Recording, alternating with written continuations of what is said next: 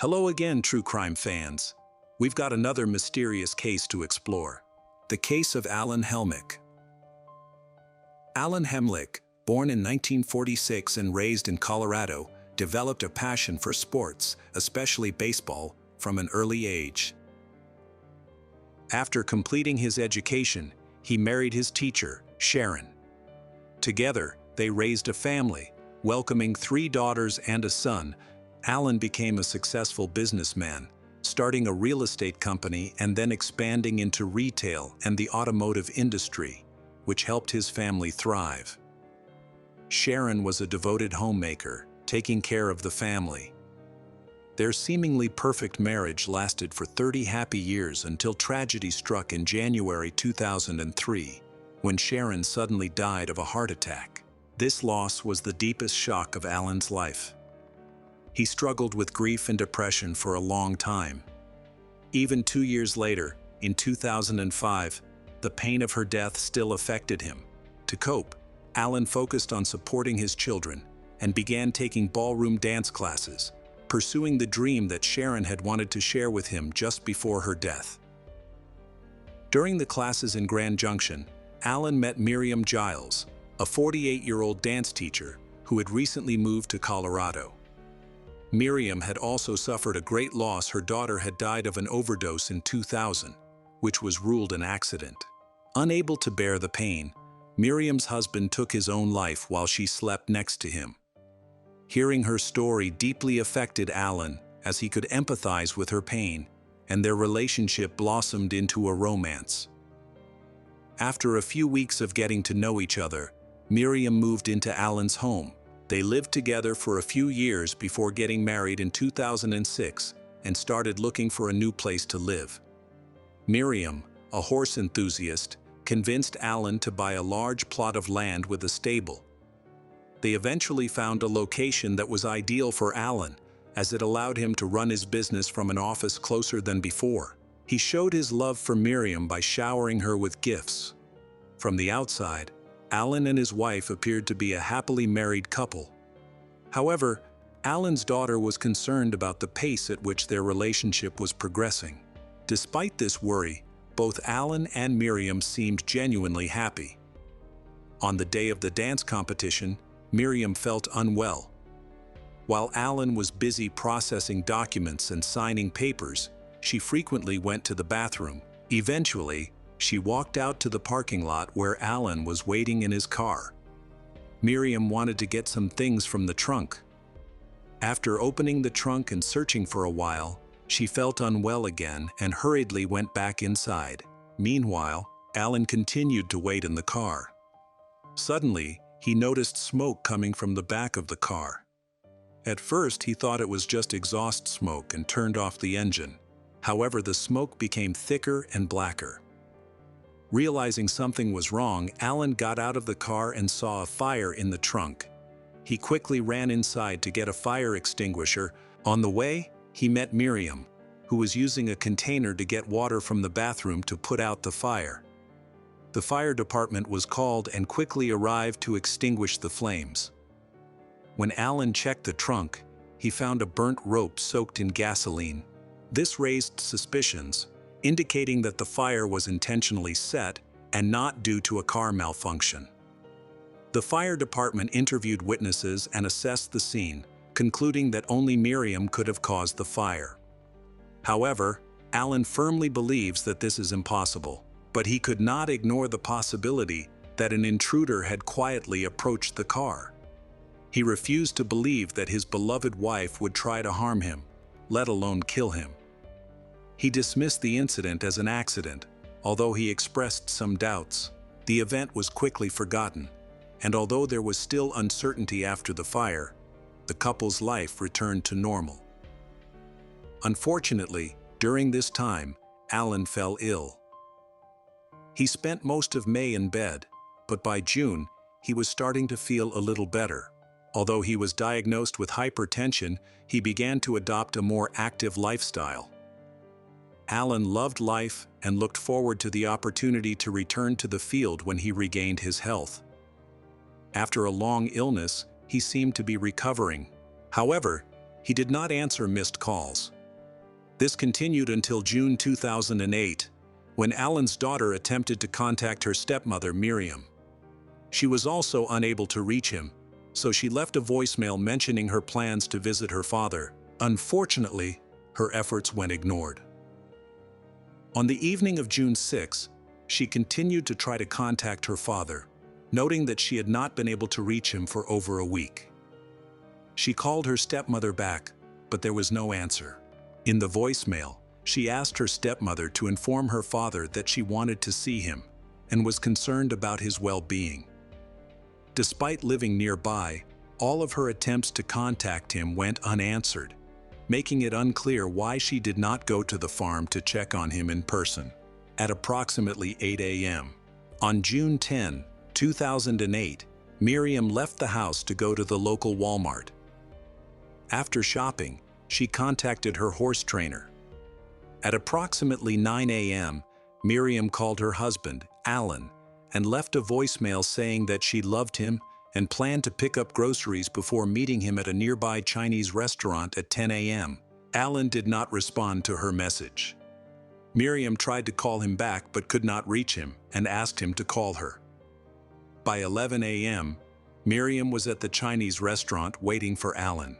After about 15 minutes, she called him a third time, feeling increasingly anxious and upset that he did not answer.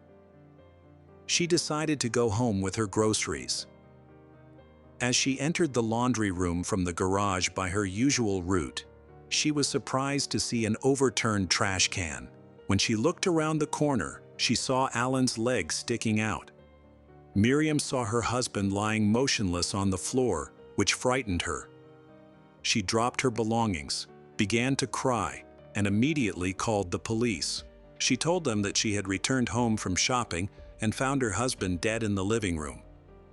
Although she was initially certain that Alan was dead, she followed the operator's instructions to perform CPR.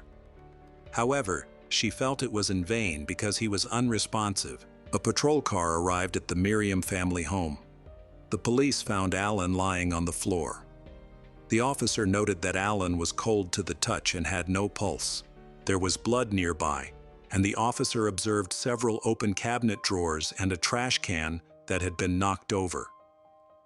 A .25 caliber shell casing was also found. When his wife Miriam was taken away from the scene for questioning and photographs, the police found it odd that she was completely clean, despite her claim that she had attempted CPR on her husband as requested. When questioned, Miriam admitted that she had washed her hands after administering first aid.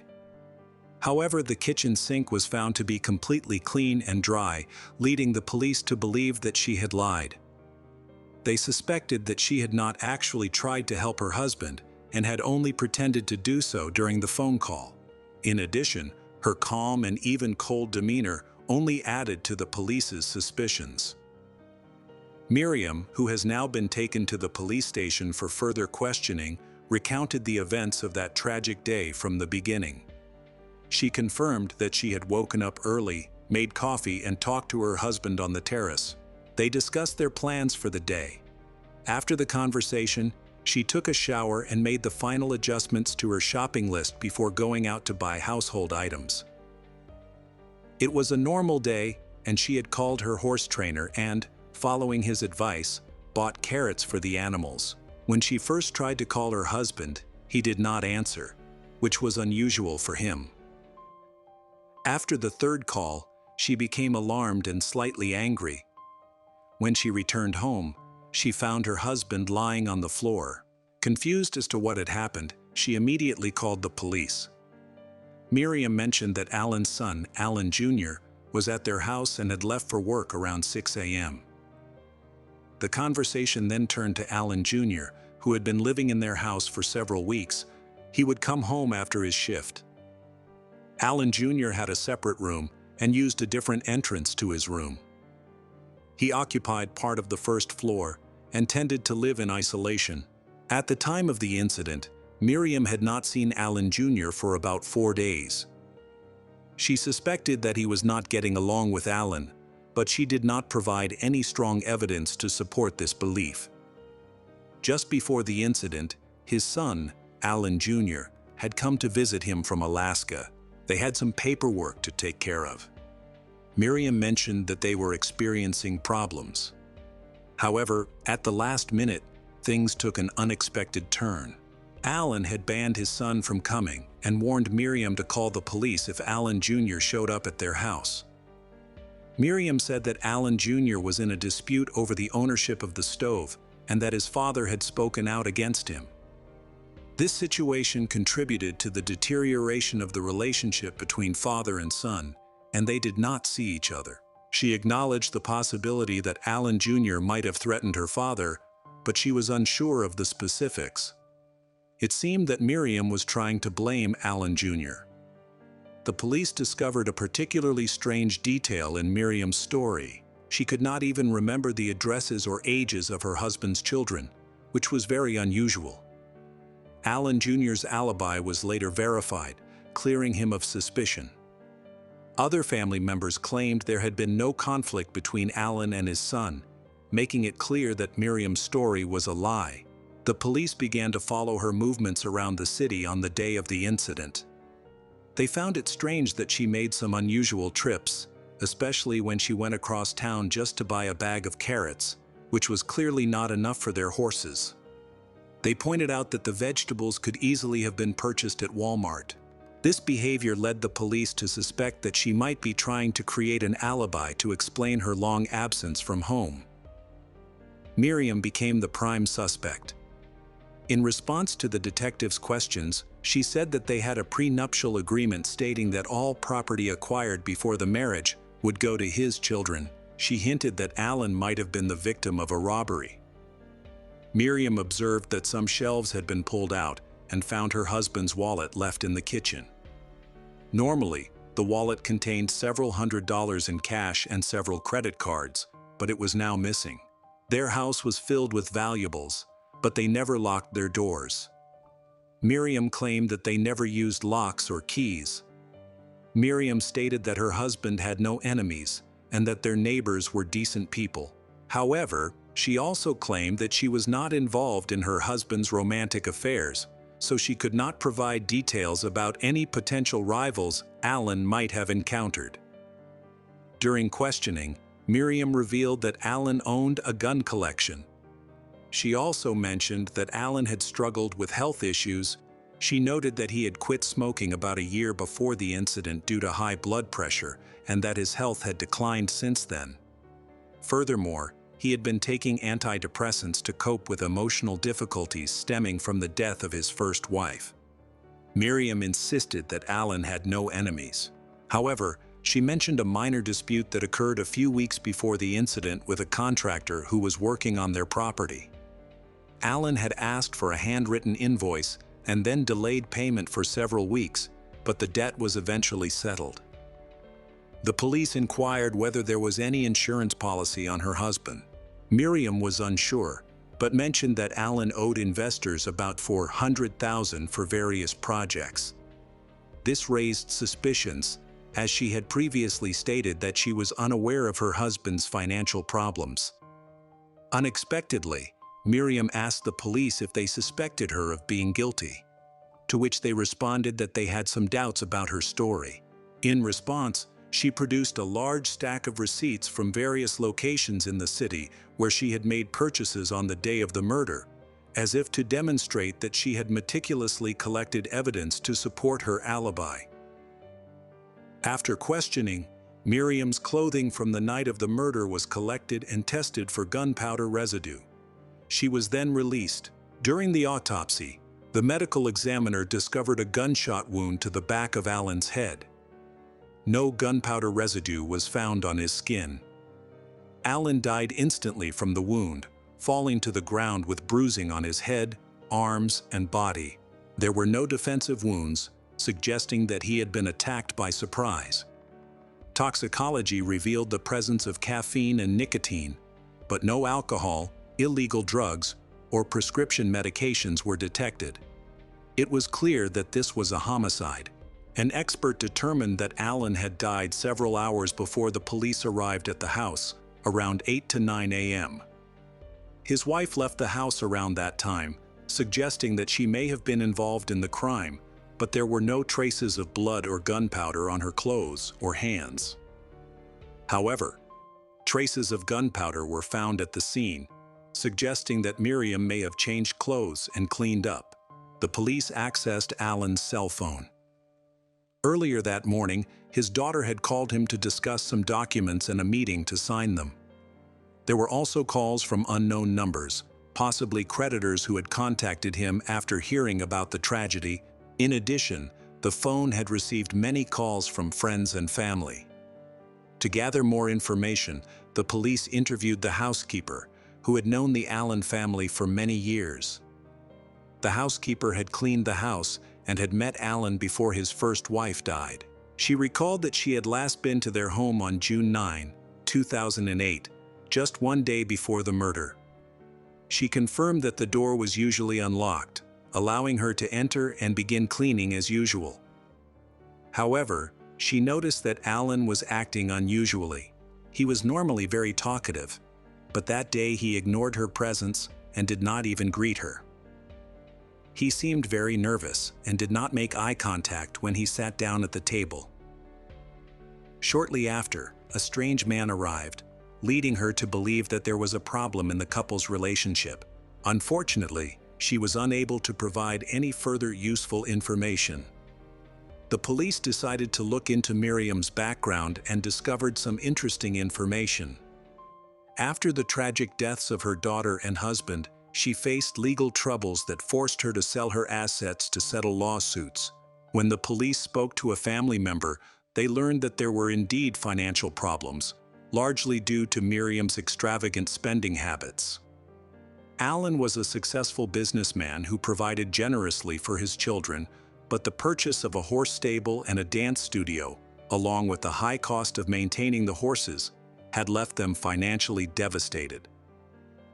The situation became even more suspicious when, on the same day his car caught fire, Miriam discovered that he had sold his business to pay off debts and had just received the money before they set off. Interestingly, Miriam had excused herself to go to the bathroom just before the fire broke out. It seemed that she had lost interest in her husband because of their financial troubles and decided to take his money and stay away from him. In addition, none of Allen's relatives were able to contact him in his final days. Allen's daughters felt that Miriam was trying to prevent them from reaching out to their father. The more the police spoke to Allen's relatives, the more inconsistencies and falsehoods they discovered in Miriam's testimony. At the time, the police believed that Miriam had a financial motive. However, Miriam claimed that she did not benefit from her husband's death due to their prenuptial agreement. According to the agreement, all of Allen's assets would be divided among the children, but the house they bought during their marriage was considered community property. This meant that Miriam could claim half of it if her husband died, which was a significant amount of money. Many witnesses believed that Allen's wife was the only person capable of killing him. Some suspected that his sudden decline in health shortly before his death was related to an attempted poisoning. These suspicions were partly supported by the fact that his symptoms were consistent with those of poisoning.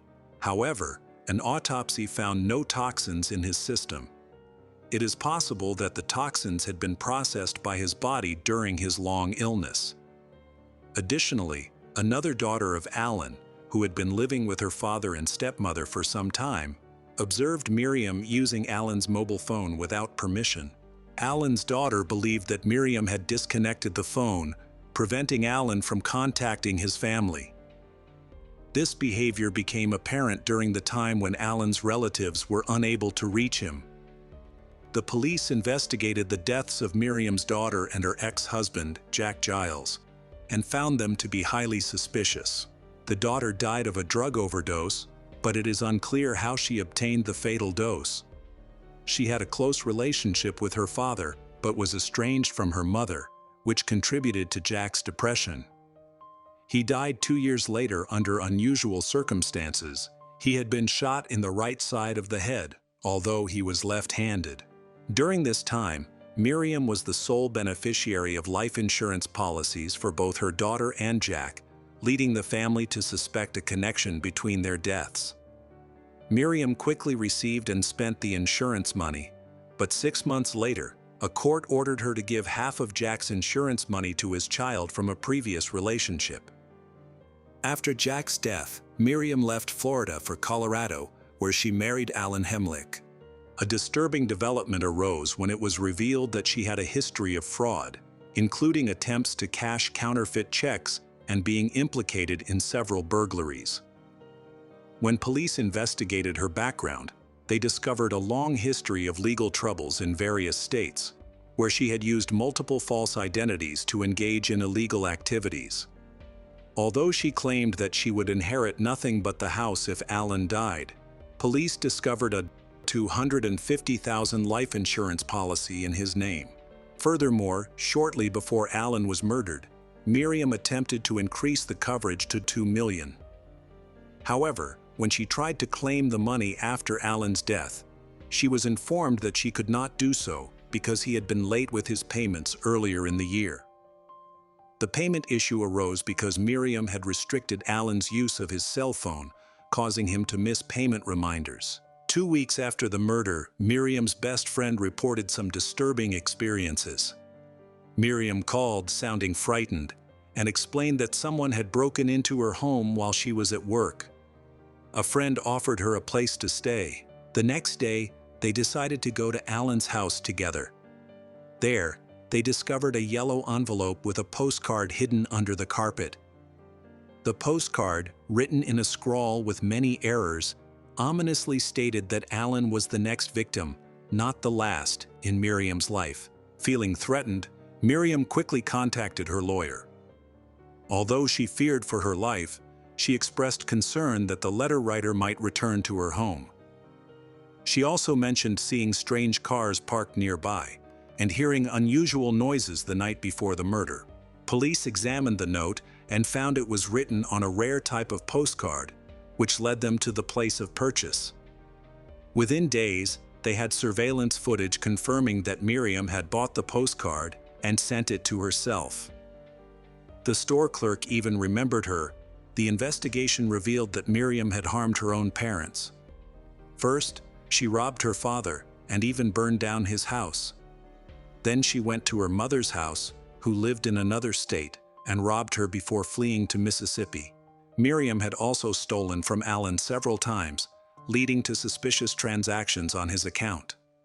A bank employee noticed these irregularities and tried to inform Alan, but he was unaware of the situation because his wife had hidden her phone. It was discovered that more than $140 had been withdrawn from Alan's account, although he had not made any significant purchases. This was unusual, as all of his associates stated that Alan often planned large purchases in advance and discussed them with his accountant. The day before his death, Alan appeared very upset, perhaps because he had learned about the unauthorized withdrawals, which could have caused him considerable stress. Could this situation have led to a murder? When the police decided to arrest Miriam for the murder, they discovered that she had left Colorado and was staying at her son's house in Florida. Miriam had taken her belongings from Alan's house with her. She quickly registered on a dating website, stating that she was looking for a wealthy man who earned at least $500,000 a year to meet her needs. During the investigation, police found several searches on Alan's computer related to horse euthanasia. There were numerous searches for medical drugs used for this purpose, including dosages of sleeping pills and poisons, along with information about their dangers. This was concerning because Alan had nothing to do with horses. It was his wife who cared for them. It appeared that she was the one searching for this information, raising suspicions that Alan may have been the victim of poisoning. Police suspicions were confirmed when it was learned that Miriam's family had no sick horses that needed euthanasia. On November 8, Miriam Giles was arrested and charged with first-degree murder. The prosecution had a substantial amount of evidence for the case, but relied heavily on circumstantial evidence. It is believed that Miriam had been trying to kill her husband for a long time. She was also suspected of attempting to blow up Alan's car while he was inside it. This incident may have prompted the police to begin their investigation. At the time, the film No Country for Old Men was popular, featuring a villain who blows up a car. The prosecution theorized that Miriam had been inspired by the film and attempted to kill Alan in a similar manner.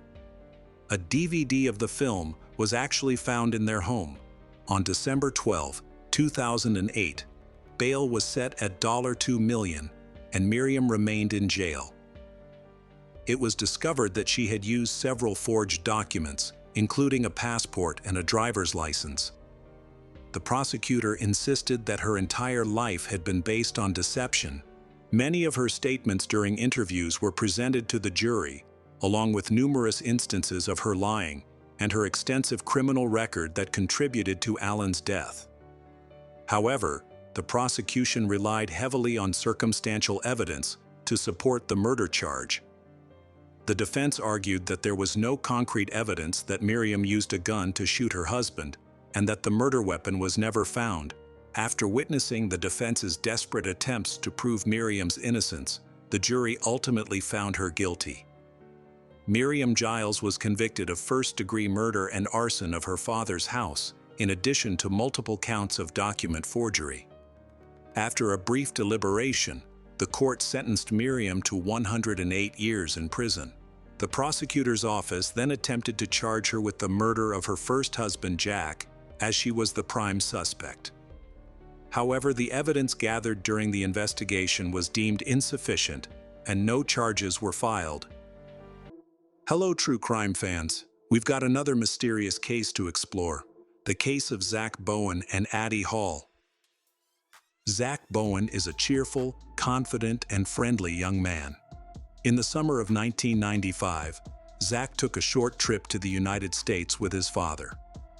They arrived in New Orleans, Louisiana, where they planned to stay for a short time. Zach's father eventually decided to leave, but Zach wanted to stay because he had fallen in love with the city at first sight.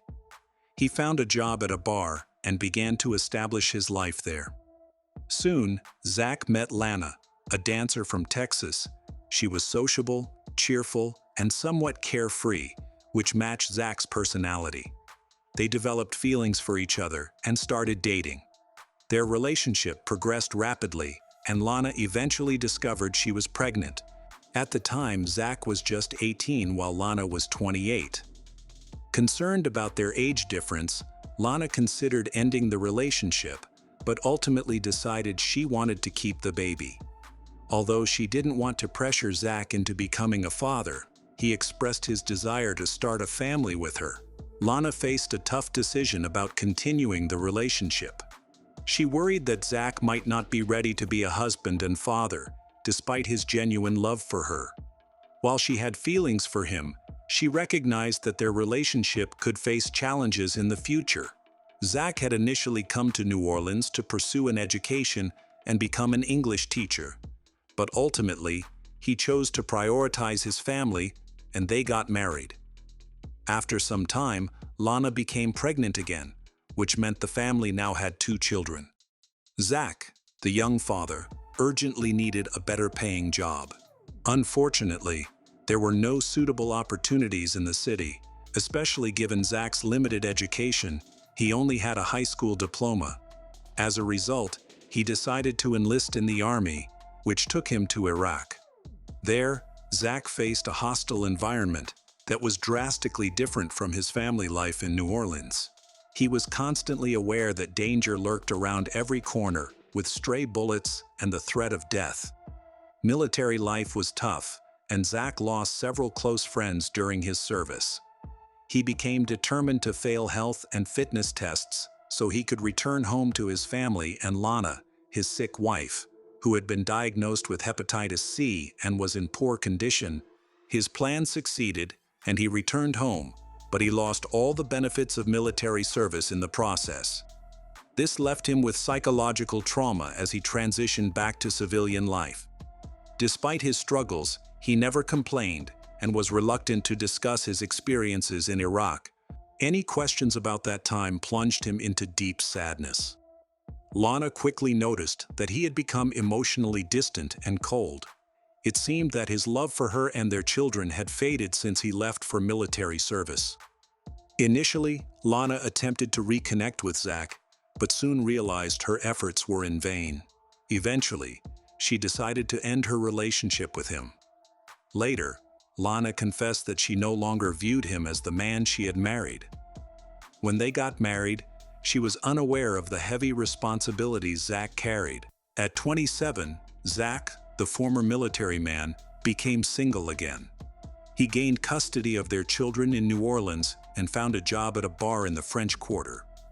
There, Zach quickly became popular, especially among the female customers, thanks to his exceptional cocktail-making skills and ability to engage with clients. He was seen as an attractive and intelligent man who knew how to charm women. At the bar, Zach met his colleague Addie Hall. She was quite different from him, aligning more with a hip ideology. Initially, she didn't take Zach seriously.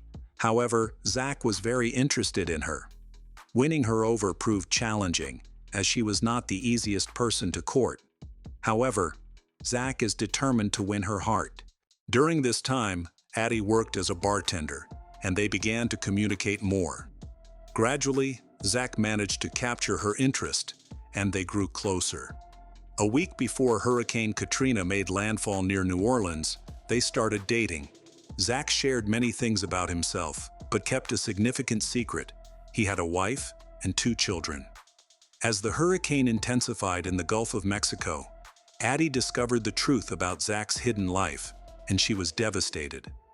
To make matters worse, Zach's ex-wife, Lana, reached out for help as she faced difficulties on the coast. With the storm causing closures everywhere, Lana was stranded with her 2 small children, without a job or a car, and turned to Zach as her only option to resolve her problems. Of course, this was not what Addie had planned. She did not want Zach to leave during the storm. Although it was a matter concerning his children, she feared that he might return to Lana, which could jeopardize their relationship. In a fit of anger, she caused a huge scandal, prompting Zach to decide to stay with her. This decision infuriated Lana, especially since they were all stuck in his apartment in the heart of New Orleans' French Quarter. They ignored the mandatory evacuation order, convinced they could withstand the storm. As Hurricane Katrina approached, they watched news updates until the power went out. They soon realized the immense power of nature, as this hurricane became the most destructive in U.S. history. Winds reached speeds of up to 200 km/h, demolishing everything in their path. Addie listened to the terrifying howl of the wind. Luckily, she was unharmed by the storm, but many of the homes around her had been destroyed. More than 80% of the city was underwater. At this point, Lana tried to contact Zach but was unable to get through.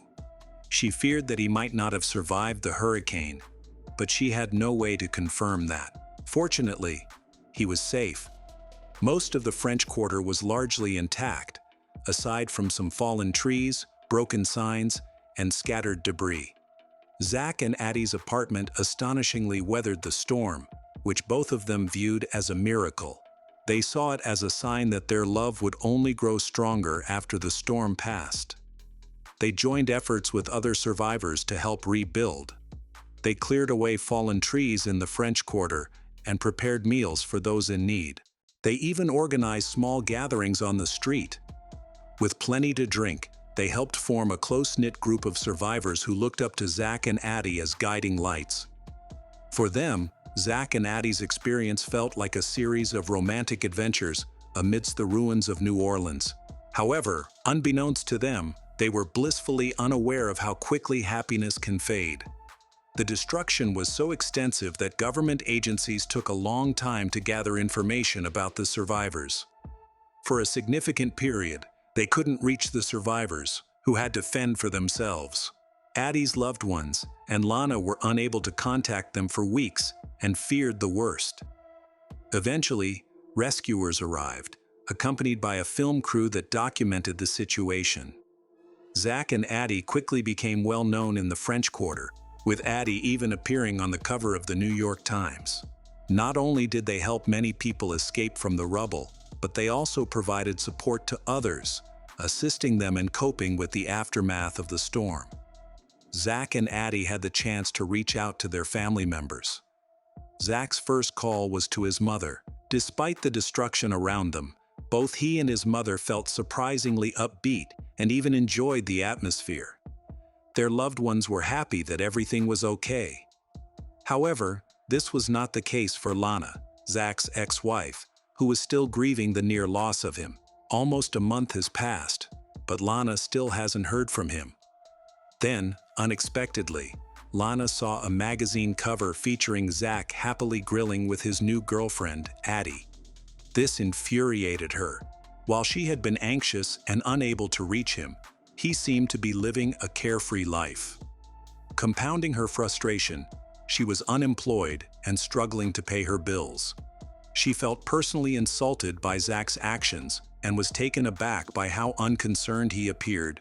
Eventually, as the city began to recover and restore its electricity and communication systems, Lana managed to contact Zach. They arranged to meet at a bar in the French Quarter where he worked, and Addie joined them for the reunion. Lana insisted that it was time for him to pay his bills and support his children. She expected him to provide full support. Meanwhile, Addie felt jealous watching Lana take charge and boss everyone around. At that moment, Zach and Addie's seemingly perfect life began to fall apart. The once famous couple now found themselves as just two ordinary residents of New Orleans, needing to return to work and fulfill their responsibilities. No one seemed to remember the contributions they had made to the city's recovery. After the hurricane, Zach and Addie, the once cheerful and active couple, started to spiral downwards. They turned to alcohol and banned substances. Almost all their earnings went toward these vices, leaving them with barely enough to cover rent, food, or bills. The situation worsened as Zach earned too little to meet his own needs, let alone support his children or Addie. The effects of traumatic brain injury, depression, and post-traumatic stress disorder from military service became increasingly evident for Zach. One of the most painful experiences he faced during his time in Iraq was the tragic death of a family. He had formed a friendship with an Iraqi boy and had even helped the boy's mother navigate through city checkpoints. Unfortunately, when insurgents learned of this, they killed the entire family, including the boy. Zach felt immense guilt over the child's death, believing he was responsible for the horrific act, and he struggled to forgive himself. These painful memories kept replaying in his mind, and he suffered from depression, but never sought help from professionals. After returning home, Zach appeared cheerful and happy, but this was only a facade. His girlfriend Addie was aware of his struggles but didn't grasp their severity. Instead of seeking help or confiding in loved ones, Zach tried to cope with his grief through alcohol and banned substances. Recent incidents had intensified his difficulties. He felt overwhelmed by pressure from various sources, especially due to Addie's popularity. Addie worked as a bartender, and the attention she received from customers made Zach increasingly jealous. He often lashed out at her, accusing her of flirting with the men at the bar. Addie explained that her friendly demeanor was essential for earning good tips, which they needed to make ends meet. In reality, she had always relied on this approach, as friendly staff typically earn more. Before the hurricane hit New Orleans, the situation didn't seem so troubling. However, as other problems piled up, Zach began to react more intensely to everything around him. Addie believed that Zach's aggressive and angry behavior was due to his use of banned substances. He abused strong stimulants, and the combination with alcohol made his behavior unpredictable. Additionally, Addie was dealing with her own mental health issues, specifically bipolar disorder, and she often neglected her medication. This contributed to her own outbursts of anger, which led to frequent arguments between them. In retaliation, Zach began to frequently disappear at night. This made her jealous and made her realize that he was doing it on purpose. She even threatened to break up with him. Eventually, all this tension led to an argument that ended in a fight during which Zach hit Addie for the first time. The day after, Zach bought a ticket to Washington. He informed his friends and family that he had broken up with Addie and was ready to start a new life in a new state. However, he did not tell Addie this. One fine morning, she discovered a note on her pillow, announcing that he had left the city forever. That same morning, Addie's co-workers noticed her bruises. She admitted that they were caused by Zach, who had now vanished. Despite this, she didn't seem angry with him and appeared to be quite sad about their breakup. Their story, however, was not yet finished. Within the first week, Zach began telling his friends how much he was drawn to New Orleans and to Addie. He realized that he loved her very much. The two of them frequently spoke on the phone and agreed they couldn't imagine living without each other. It wasn't long before Zach decided to return to New Orleans once more. Unfortunately, Zach and Addie's life showed no signs of improvement. They began drinking heavily and using banned substances, which led to increasingly aggressive behavior in their relationship. They started to provoke fights in front of their friends, causing them to socialize less. No one wanted to be around them due to their erratic behavior. Zach often returned home with injuries, while Addie faced criticism at work for her appearance, as she looked like an alcoholic. Many in their group of friends witnessed Zach and Addie criticizing each other harshly, but they would reconcile the next day. Gradually, people began to disregard their threats. Besides, conflicts between the two became more common, causing resentment among the neighbors. One evening, Addie kicked Zach out of their apartment. He knocked on the door for hours, demanding to be let back in. The other residents were fed up with the noise and called the police. Although Zach eventually calmed down, this incident did little to improve their already strained relationship. They were about to break up because Zach decided to move away again. Financially, he was doing well, working long hours at the bar and earning good tips. He even managed to make an advance payment for a small studio apartment near the French Quarter. However, Addie's actions derailed his plans. She reported him to the police, accusing him of domestic violence.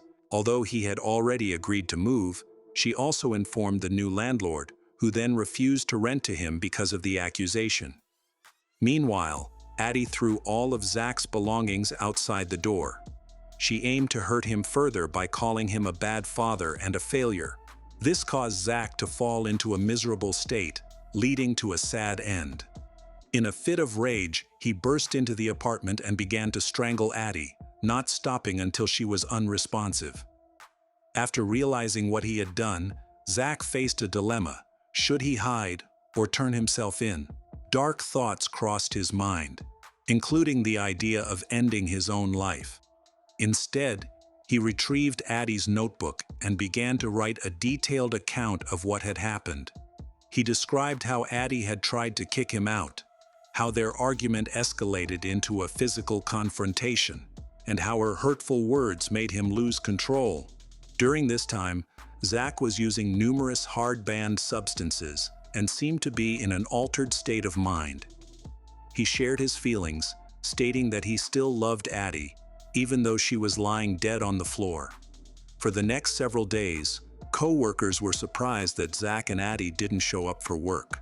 Friends and neighbors noticed that they had become unusually quiet. The arguments and screams had stopped. Over time, Addie's body began to decompose quickly, resulting in a foul odor.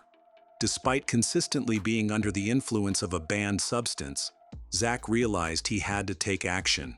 He lowered the apartment temperature as much as possible, using the air conditioning, and placed Addie's body in the bathtub filled with cold water to slow down the decomposition. Meanwhile, all of this was detailed in Addie's diary. After that, Zach decided to resolve his issues with his employer. He explained that Addie had left for North Carolina and that they had broken up. He requested a few days off to clear his head, and his boss understood his need for time away. In the days that followed, Zach spent time with friends and acquaintances, but they noticed he looked worse each day. He appeared unshaven and neglected his appearance. While Zach attributed his decline to the emotional toll of the breakup, He continued to share stories about Addie moving to North Carolina. During this time, several people grew concerned, sensing something was off, but nobody alerted the police.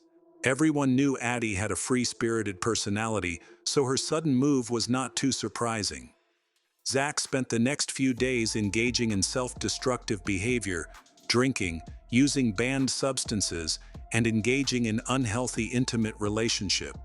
He eventually called Lana and suggested they meet up for old time's sake. Lana quickly recognized that her ex-husband was not in a good state of mind and declined the invitation. She tried to confirm whether Addie had really gone to North Carolina, but Zach insisted that Addie had.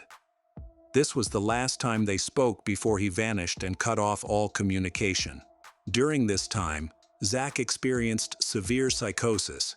He harmed himself and burned a mark for each year of his life, totaling 28 burns. He stopped answering calls and missed work for several weeks, even though his vacation had ended a long time ago. Lana and her mother were deeply worried about him. They received no updates on Zach and feared the worst. Unexpectedly, Zach replied to Lana's message. He revealed that he planned to go to a club that evening to have a good time. He brought a large bag of banned substances with him to a strip club, where he enjoyed himself with the dancers and appeared to be in a cheerful mood. Throughout the night, he used banned substances, drank heavily, and eventually returned to the apartment where Addie's body remained. His diary entries from this time indicate that he was spiraling into madness. He used spray paint to cover the apartment walls with his thoughts. He created a list of things he felt he had failed at in life, including friendships, work, his time in the army, and his relationship with Lana. He felt he had lost love and, most painfully, had destroyed even the most precious thing left in his life, Addie's body. In his diary, he detailed why he believed everything was ruined and the circumstances that led to these feelings. 12 days after the murder, Zach visited a local bar in the French Quarter. He ordered several drinks and then took them up to the roof. The bartenders grew concerned that he might not pay for his drinks, and their suspicions turned out to be correct. A short time later, Zach jumped off the roof and died from the fall. When the police arrived, they found a note in his pocket. In it, Zach admitted to killing Addie and expressed that he was choosing to end his own life. He believed this was the only way to atone for his mistakes. He provided the address where he lived with Addie and mentioned that the police would find her body inside, along with a diary containing a detailed confession and an account of his last days. In the apartment, the police were confronted with a shocking scene. The first thing that struck them was the overwhelming sense of despair that filled the space.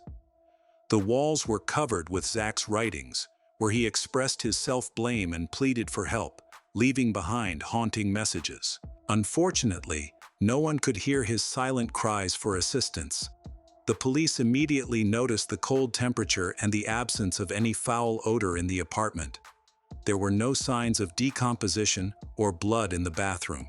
However, a horrifying discovery awaited them in the kitchen. They found various parts of Addie's body, which had been handled by Zach. Addie's body was discovered in a large black garbage bag inside a refrigerator.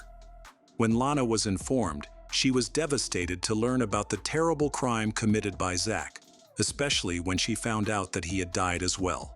Lana broke down in tears during the phone call. In Addie's diary, Zach clearly describes his actions and thoughts in the days before his death, when his mind was in turmoil.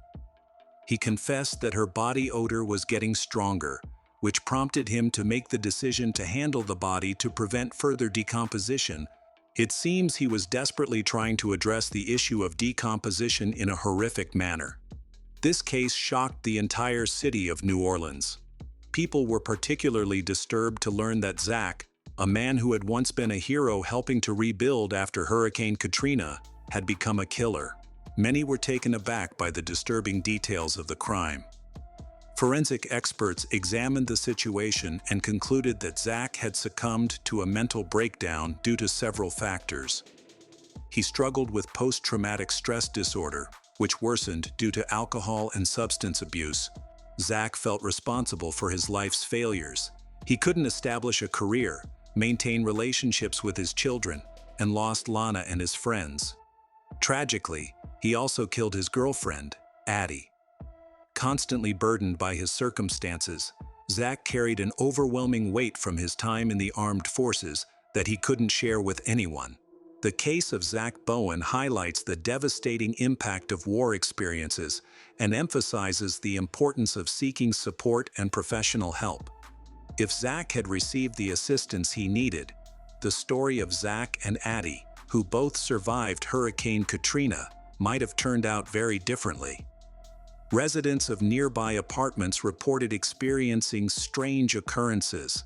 They claimed to hear voices and see apparitions near the crime scene. At one point, they even organized tours of the area. The Jacobson family seemed to have it all: wealth, success, and a beautiful home in Wellington, Florida. They appeared to be the ideal loving family. However, appearances can be misleading. Behind the facade of their perfect life lay a much darker reality. What was meant to be a joyful birthday celebration for their two young boys turned into a devastating event, leading to a tragedy so profound that the entire nation would remember their names.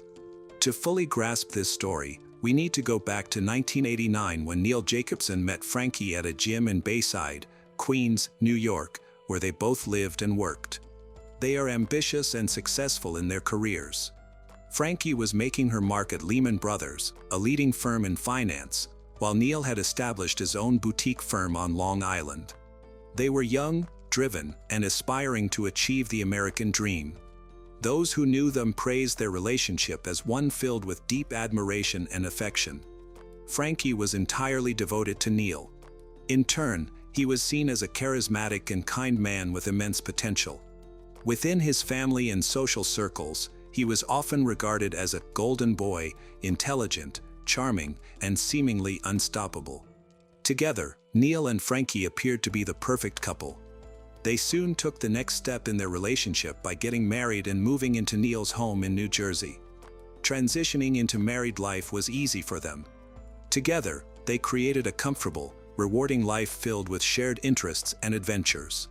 They did everything, enjoying activities like biking, scuba diving, and weekend trips to the countryside, which helped strengthen their bond. To an outside observer, their life seemed perfect. However, amidst their seemingly ideal marriage, they felt something was missing: children. They desperately wanted to start a family, but the path to parenthood was challenging. For years, they endured the painful reality of infertility, going through multiple fertility treatments that brought both hope and disappointment. Despite the emotional toll, they remained determined. Finally, in 2003, after many struggles, their dreams came true when they welcomed twin boys, Joshua and Eric. With their lives already comfortable, Frankie and Neil experienced happiness beyond what they had ever imagined. Their family felt complete, and they thrived both personally and professionally. Neil's parents, Harold and Goldie Jacobson, moved from New Jersey to Florida in 2000. Although they loved their new home, they missed being close to their son and his family. They often expressed their frustration about the distance and wished for more time with their grandchildren. In 2005, Harold was diagnosed with cancer, and his health deteriorated rapidly, making it impossible for him to travel to New Jersey. This situation was a turning point for Neil. Being far from his father during such a critical time was too much to bear. He decided to move his family to Florida to be closer to his parents. Before the move, Neil had already started investing in real estate in Florida. He bought a pre-construction condo in Lantana and then a second one shortly after. Real estate quickly became an obsession for him, leading to the purchase of a third condo. Despite recognizing that he was stretching himself financially, he was drawn in by the booming market. Frankie, however, was concerned about his investments and questioned their practicality. Nonetheless, Neil was resolute in his decision and was not willing to change his plans. With his properties piling up in Florida, Neil began pushing Frankie to relocate. She was resistant, hesitant to leave behind the life they had built in New Jersey. She loved their home, their community, and the stability they had created. But as time passed, the financial strain of maintaining their New Jersey home became overwhelming. Eventually, Frankie reluctantly agreed to the move. The Jacobsons officially settled in Florida, eager to start a new chapter close to family. However, things did not go as planned. Neil had hoped to sell their New Jersey home before the move, but the market wasn't in his favor. Just 2 months after they arrived in Florida, tragedy struck. Harold Jacobson passed away. The loss of his father devastated Neil in ways he hadn't expected.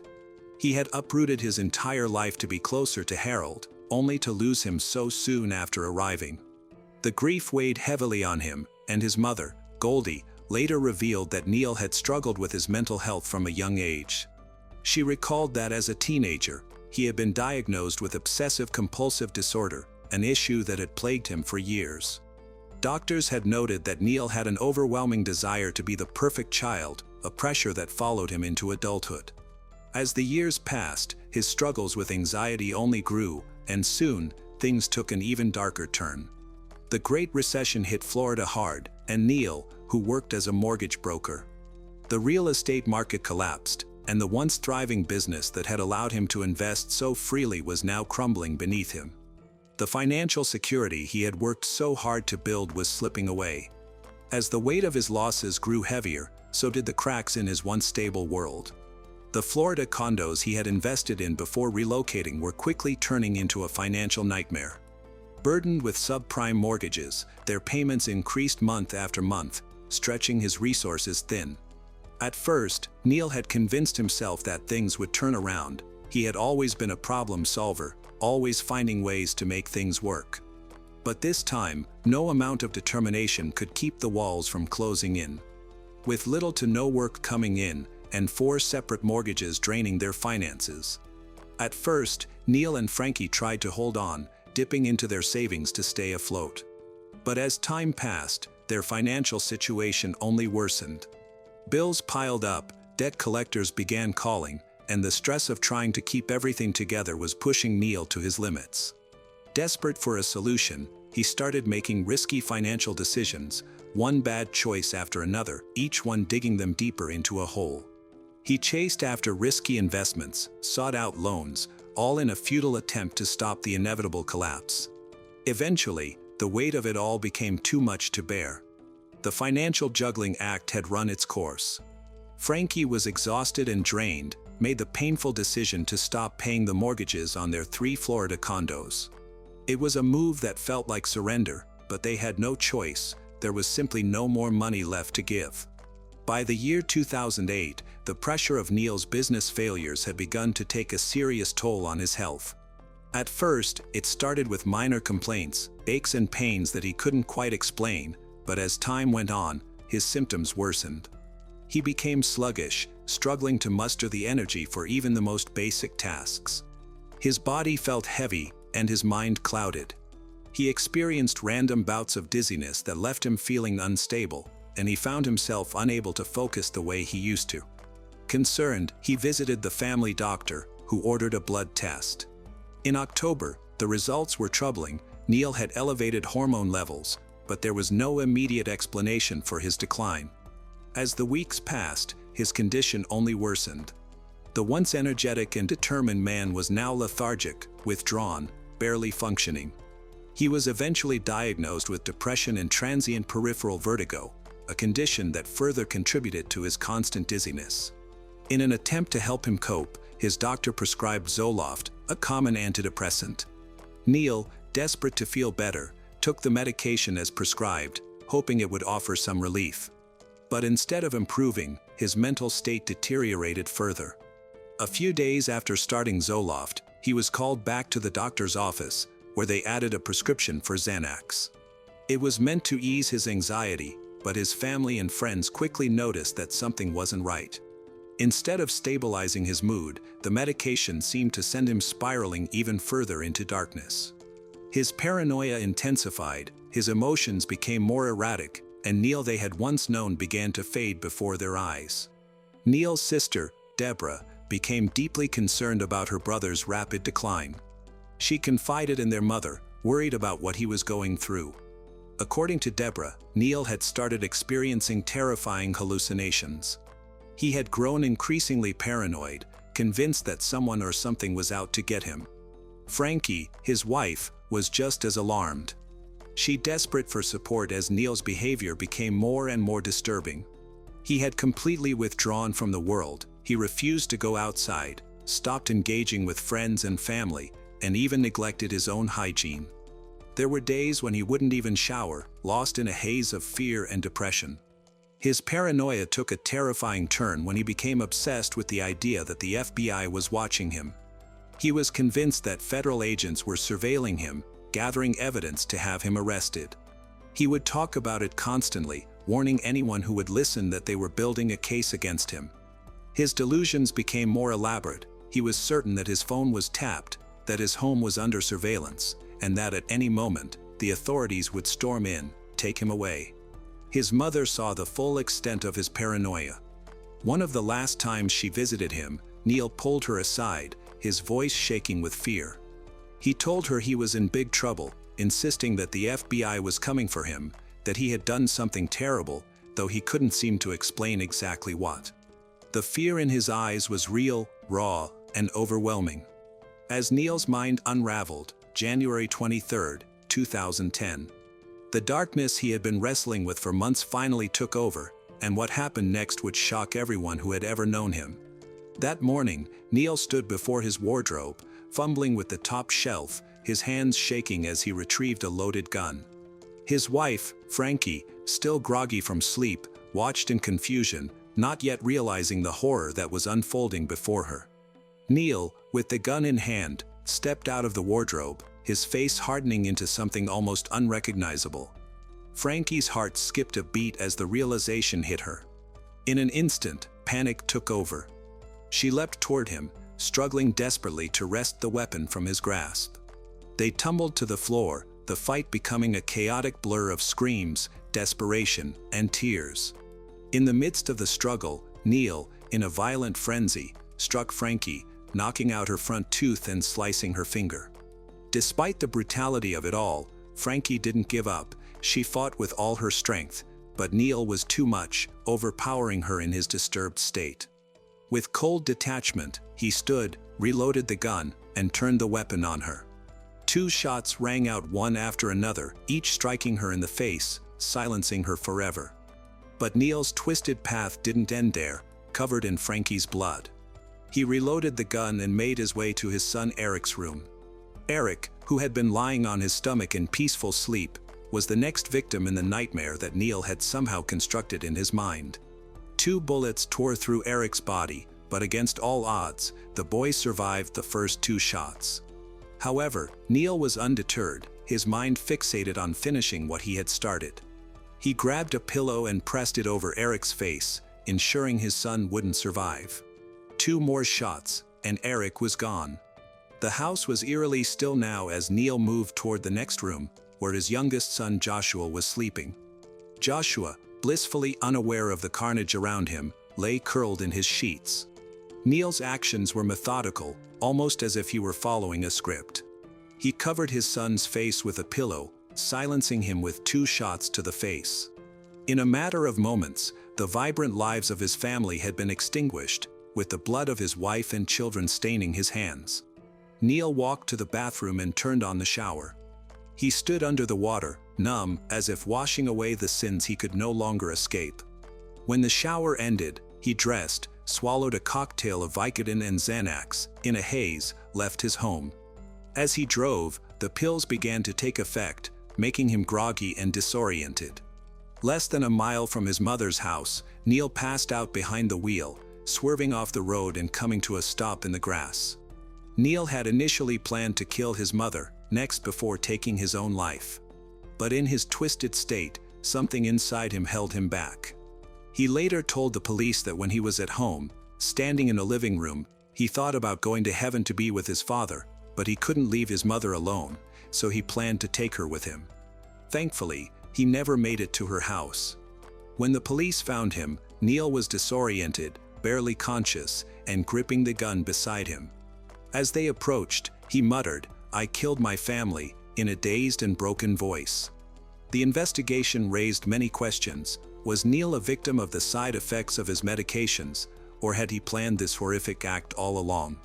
A suicide note found later suggested that Neil may have been preparing for this moment, leaving many to wonder whether he was driven by his medications or if he had, at some point, simply snapped. His attorney's defense centered around his mental state. They argued that he had been suffering from severe depression, anxiety, and paranoia, all of which had been worsened by the medications he was taking. They described Neil overwhelmed by financial ruin, haunted by the fear that the FBI was watching him, and convinced that there was no way out. His legal team insisted that he had not acted out of hatred or rage but had instead been driven to an unimaginable breaking point due to the side effects of his prescription drugs. To support their argument, the defense brought in medical experts who testified about the dangers of Zoloft and Xanax, the two medications Neil had been prescribed before the murders.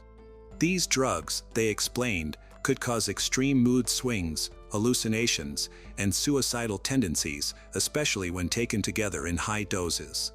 Neil's behavior before the killings, his paranoia, delusions, and refusal to leave the house, was presented as clear evidence that he had lost his grip on reality.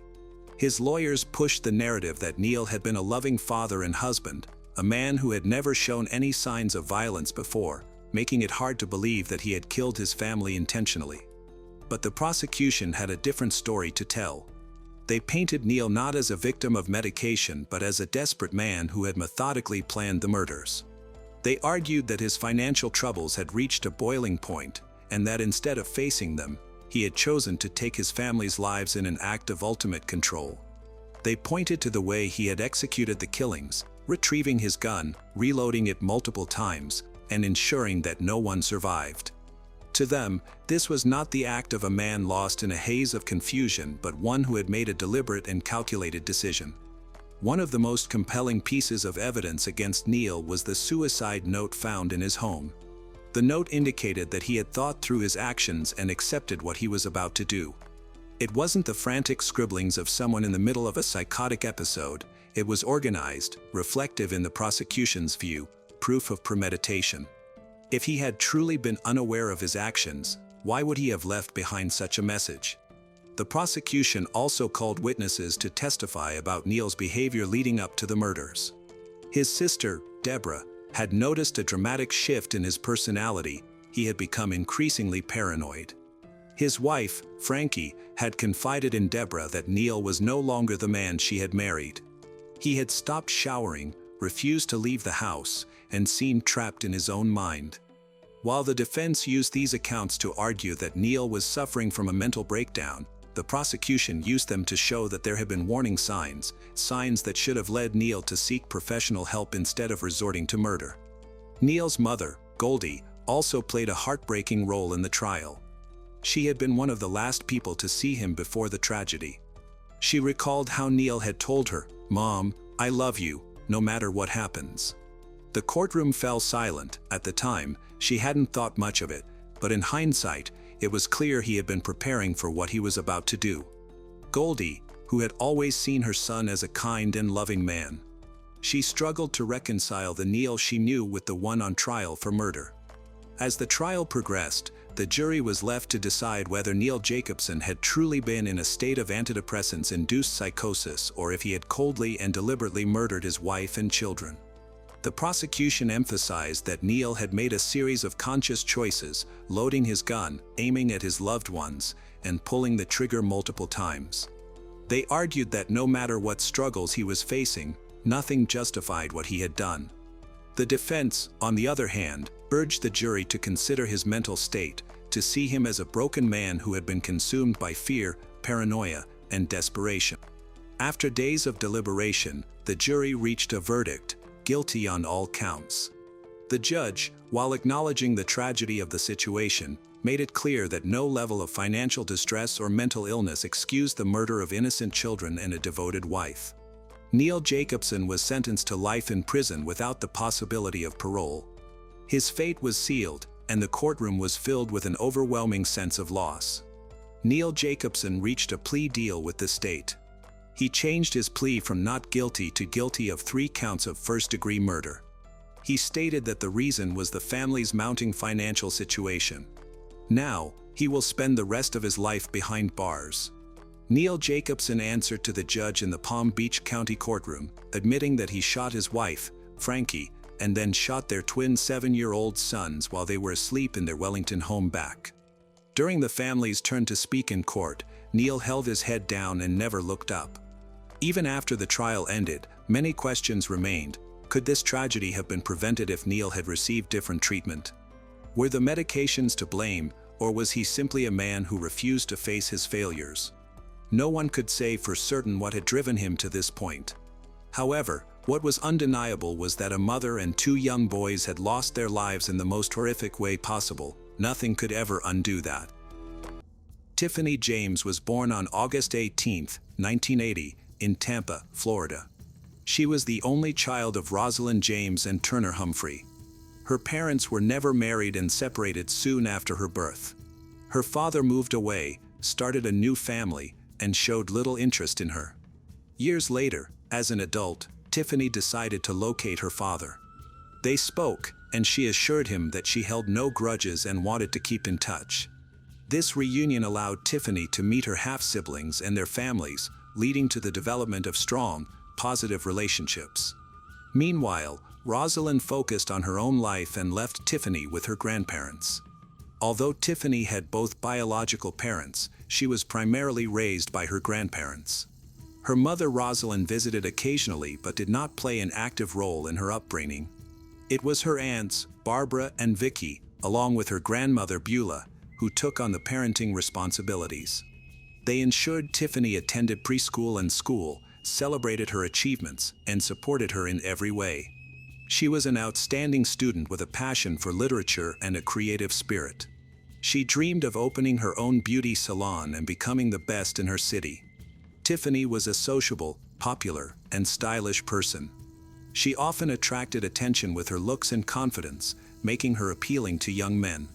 While in high school, she started dating a boy named Derek Andrews, who was a year older. They both believed their love would last forever. In her senior year, Tiffany became pregnant and gave birth to their first child, a son named Derek, on July 26, 1998. This changed her plans for college as she dedicated herself to motherhood. Derek took on various odd jobs to support his family, while Tiffany's family helped them as much as they could. In August 2002, 4-year-old Derek became a big brother when his parents welcomed another son, Darian, named after his paternal grandfather. At this point, Tiffany and Derek were living together in a small rented apartment. Although money was tight, they remained hopeful for their future and dreamed of creating a stable life together. A couple of years later, however, their romantic feelings faded, and they decided to separate amicably. The son stayed with Tiffany while Derek supported them and made an effort to spend time with his children. He eventually began a new relationship but remained committed to being an involved father to Darian and Derek. As a single mother with 2 young sons, Tiffany started to seriously consider her future. She wanted a career that would allow her to provide for her family independently. Since she had not pursued further education after high school, she was eager to change that. Tiffany enrolled in a medical college, aiming to become a cosmetic specialist. Her ultimate goal was to open her own practice or even a clinic where she could turn her passion into a successful business. To manage her finances better, she moved back in with her grandparents, as paying for both tuition and rent was too much of a burden. Her family helped care for her sons whenever she was at work or in class. After finishing her education, she got a job at a private clinic as an assistant to a well-known doctor. She had a steady income and began advancing in her career. For a while, it appeared that everything was finally coming together for her. However, she found herself lacking a strong, supportive partner to lean on during difficult times. In early 2007, Tiffany met a man named Daryl Williams. He was 14 years older than she was and had 3 grown children from a previous marriage. Despite their age difference, this did not hinder their romantic relationship. She believed that he was a mature and trustworthy man, genuinely prepared for a serious commitment. Their relationship developed quickly, and soon, Tiffany, at 27, found herself pregnant. This news shocked both of them, but they were excited, and Daryl proposed to Tiffany, who happily accepted. However, during a routine checkup, she learned she was expecting twins. In March 2008, she welcomed twin girls, whom she named Diamond and Denia. This happy event has brought joy to her life, and she has devoted all her love to her family, cherishing every moment spent together. Tiffany enjoyed taking her children to different events, discovering new activities, and creating lasting memories. She also loved dressing her daughters in matching outfits that gave them a fashionable appearance. Her older sons participated in sports like baseball, track, and swimming, while her twins, Diamond and Denia, began dance classes and rhythmic gymnastics at an early age. As the years went by, the children grew, but Tiffany and Daryl never married. Gradually, their relationship began to deteriorate as they found it increasingly difficult to communicate. Tiffany eventually realized that Daryl was not the person she had thought he was. Their relationship ended when she discovered his infidelity. Without any hesitation, she gathered her children and departed. After separating from Daryl, Tiffany relocated with her family to the quiet town of Brandon, Florida. This community was known for its strong infrastructure, low crime rates, and affordable housing, making it an ideal place to raise a family and start over. Eager to create a stable future, Tiffany completed a hairstyling program and landed a job at one of the top salons in town. She quickly built a loyal clientele and gained a reputation for her talent and creativity. Aspiring to open her own salon one day, she began looking for potential rental locations. Her skills, ambition, and rising reputation established her as one of the most in-demand stylists in the area, paving the way for a bright career ahead. As a single mother of 4, she moved into a spacious rental apartment in a newly built residential complex situated in one of the town's finest neighborhoods. Nearby amenities included a school, a dance studio, and a large sports center, everything she needed for a comfortable and fulfilling life for her family. By 2012, her sons had become more independent and often helped care for their younger sisters. Around this time, Tiffany decided to reconnect with her father and half-siblings. She traveled to Alabama to find them, and their family bonds were restored. They began to stay in touch, visit each other for holidays, and their children quickly grew close. Life was falling into place. Her finances were stable, and she was surrounded by loved ones. Although she felt secure about her future, Tiffany, a young, ambitious, and attractive woman, yearned for romance. She still believed in love and hoped to find a man who would love her and embrace her family, a man with whom she could build a strong and happy home. In 2014, Tiffany started her own small business, which began to thrive. That same year, at 34 years old, she reconnected with Ben, a man she had known in her youth but hadn't seen in nearly 15 years. Their unexpected encounter at a shopping mall marked the start of something special. Initially, they kept their relationship private. Ben was also a single parent who had recently settled in Brandon with his 2 young children. They began as friends, sharing coffee and meaningful conversations. When Ben finally confessed his feelings for Tiffany, she felt like the happiest woman in the world and admitted she felt the same way. Their relationship grew deeper and both families supported it. Tiffany was ecstatic, savoring this newfound happiness without rushing. She kept their romance discreet, sharing details only with her closest friends and family and refraining from posting pictures of them together on social media. Gradually, she prepared for a significant change as they decided to move in together and create a home as one family. On October 1, 2015, Tiffany posted a romantic and mysterious message on her personal social media account. The post featured a photo of 2 hands clasped together, one male and one female, both adorned with wedding bands, set against the backdrop of a Bible. The caption simply read, "Yes." This suggested that she was engaged, but she chose to keep her fiancé's identity a secret for the time being. Tiffany and her family always put a lot of effort into celebrating Halloween. They planned their costumes ahead of time, carved pumpkins into glowing lanterns, and went out to collect candy from their neighbors.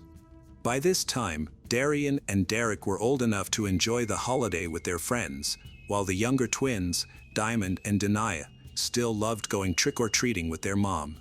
Since they lived in a large apartment complex, Going door to door wasn't this thrilling. Instead, they visited a nearby neighborhood filled with single-family homes, where Halloween decorations created a festive atmosphere. Families in costumes moved from house to house, and generous homeowners made sure to have plenty of candy, so no one went home empty-handed. That night was supposed to be fun and relaxing, but no one could have predicted the tragedy that was about to unfold. A local woman was home alone, preparing to watch a horror movie to get into the Halloween spirit. The streets outside were quiet, most families had already gone home, and she didn't expect any more trick-or-treaters. Around 9 p.m., she was dozing on the couch with the TV still on when suddenly there was a loud noise, like an explosion, that woke her up. At that moment, her front door, which she had forgotten to lock, swung open. Startled, she quickly got up to shut it. What she saw on her doorstep left her frozen. A figure dressed entirely in black, wearing a hockey mask like the ones from the Friday the 13th movies, stood there. Instead of a machete, the person was holding a shotgun. For a split second, it felt like a scene from a movie or an elaborate Halloween joke. In shock and unsure of her next move, she glanced down and saw a woman lying at the figure's feet, writhing in pain and struggling to move. The masked figure looked down at her for a moment before raising the weapon again. Terrified, the woman ran for her life. She slammed the door just as two more deafening gunshots rang out. Collapsing onto the floor, she covered her head with her hands, fearing she might be next. Then, silence. The stillness was broken by a faint tapping on the window. At first, she ignored it, too frightened to move. But when the tapping came again, she cautiously approached the window and, against her better judgment, looked outside. There stood a young girl, tears streaming down her face. Without thinking of her own safety, the woman rushed to the door to help. Outside, she noticed another young girl sitting on the ground, shocked, hugging her knees. Without hesitation, she brought both girls inside, locked the door, and grabbed her phone to call for emergency services. By that time, other neighbors had heard the chaos and called the authorities. When first responders arrived, they discovered a woman lying in a pool of blood on the pavement. Despite her critical injuries, she was still alive. Paramedics did everything they could, but unfortunately, on the way to the hospital, she died from her wounds. The victim had no identification, and the two young girls were too traumatized to speak. However, as more neighbors gathered, they quickly recognized the woman, Tiffany, who is the owner of a local hair salon, along with her twin daughters, Diamond and Denaya. Authorities immediately contacted Tiffany's relatives, while Diamond and Denaya were taken to the hospital for evaluation. Fortunately, neither child had suffered any physical injuries, but they were deeply traumatized. Mental health professionals were brought in to help them process the event. Many people had been out celebrating that night, and several witnesses recalled the horrifying scene. However, piecing together the full story was challenging, as many struggled to believe what they had seen. It all felt too surreal, almost like a staged performance. Meanwhile, the masked attacker slipped into the crowd of costumed revelers and disappeared without a trace. Neighbors reported seeing a silver Chevrolet sedan parked near the house shortly before the incident. Witnesses noted that the car sped off after the first loud noise but stopped a short distance away moments later. It was uncertain whether the driver fled in a panic or had a connection to the attack. Unfortunately, no one saw the license plate, and no one could identify the driver's gender. Adding to the difficulty, there were no security cameras in the area to capture the incident. Witnesses could not provide even a basic description of the suspect, who was fully covered in a costume, hood, hockey mask, and gloves. They only agreed that the attacker was slightly taller than average and had a muscular build. At the crime scene, Tiffany's handbag was found on the ground, with its strap torn and its contents strewn about. Initially, investigators considered the possibility of a robbery gone wrong, but this theory was quickly dismissed. The cash inside the purse was untouched, and Tiffany was still wearing several pieces of gold jewelry. Nothing had been stolen. Moreover, it seemed unlikely that such a violent act would occur over a simple mugging, especially with a shotgun involved. The aggression of the attack suggested that it was personal. But who would want to harm Tiffany, a cherished mother and respected community member? Investigators began by questioning her ex-partners and her current boyfriend. Tiffany had been separated from her former partners, Derek Andrews and Daryl Williams, for years, and any previous conflicts had long since dissipated. Her current partner, Ben, remained a mystery since Tiffany had kept their relationship private, revealing little to friends and family. Due to this secrecy, detectives felt it necessary to question him urgently. Officers arrived at Ben's house around 5 a.m. the next morning. Despite the early hour, all the lights in the house were on, and Ben was found sitting by the front door with a shotgun. The officers ordered him to drop the weapon and raise his hands, which he complied with, insisting he was not involved in the attack. He then pleaded with the officers to protect his children, explaining that he had learned about the crime just hours earlier and was fearful that the attacker might come after him next. He felt a strong need to protect his family. During the questioning, Ben shared that in the months prior to the incident, Tiffany had told him about someone she believed was stalking her. She suspected it might be her ex-fiancé, Daryl, who was also the father of her twin daughters, Diamond and Denia. Their separation had been difficult, and they were currently engaged in a custody battle over the girls. Ben confirmed his whereabouts on Halloween night with a strong alibi. He stated that he, Tiffany, and their children had gone trick-or-treating earlier that evening. Later, he took his children to visit relatives while Tiffany and the twins intended to return to their home briefly before staying the night at his place. However, she never showed up. Almost at midnight, Tiffany's oldest son called to deliver the devastating news. Once investigators verified Ben's alibi, they released him and allowed him to go home. The focus then shifted to Daryl. Was he involved in such a violent act? Detectives were skeptical. Could he really have committed something so horrific in front of his own daughters, leaving them with lifelong trauma? On November 1st, officers visited Daryl's last known address but found that he no longer lived there. Instead, they encountered his adult daughter, who informed them that her father had moved in with his new girlfriend 6 months ago. She was visibly shaken when she heard about Tiffany's tragic death and was clearly in shock. His daughter disclosed concerning information about his short temper and controlling behavior. He was known to be domineering and would become furious when things didn't go his way.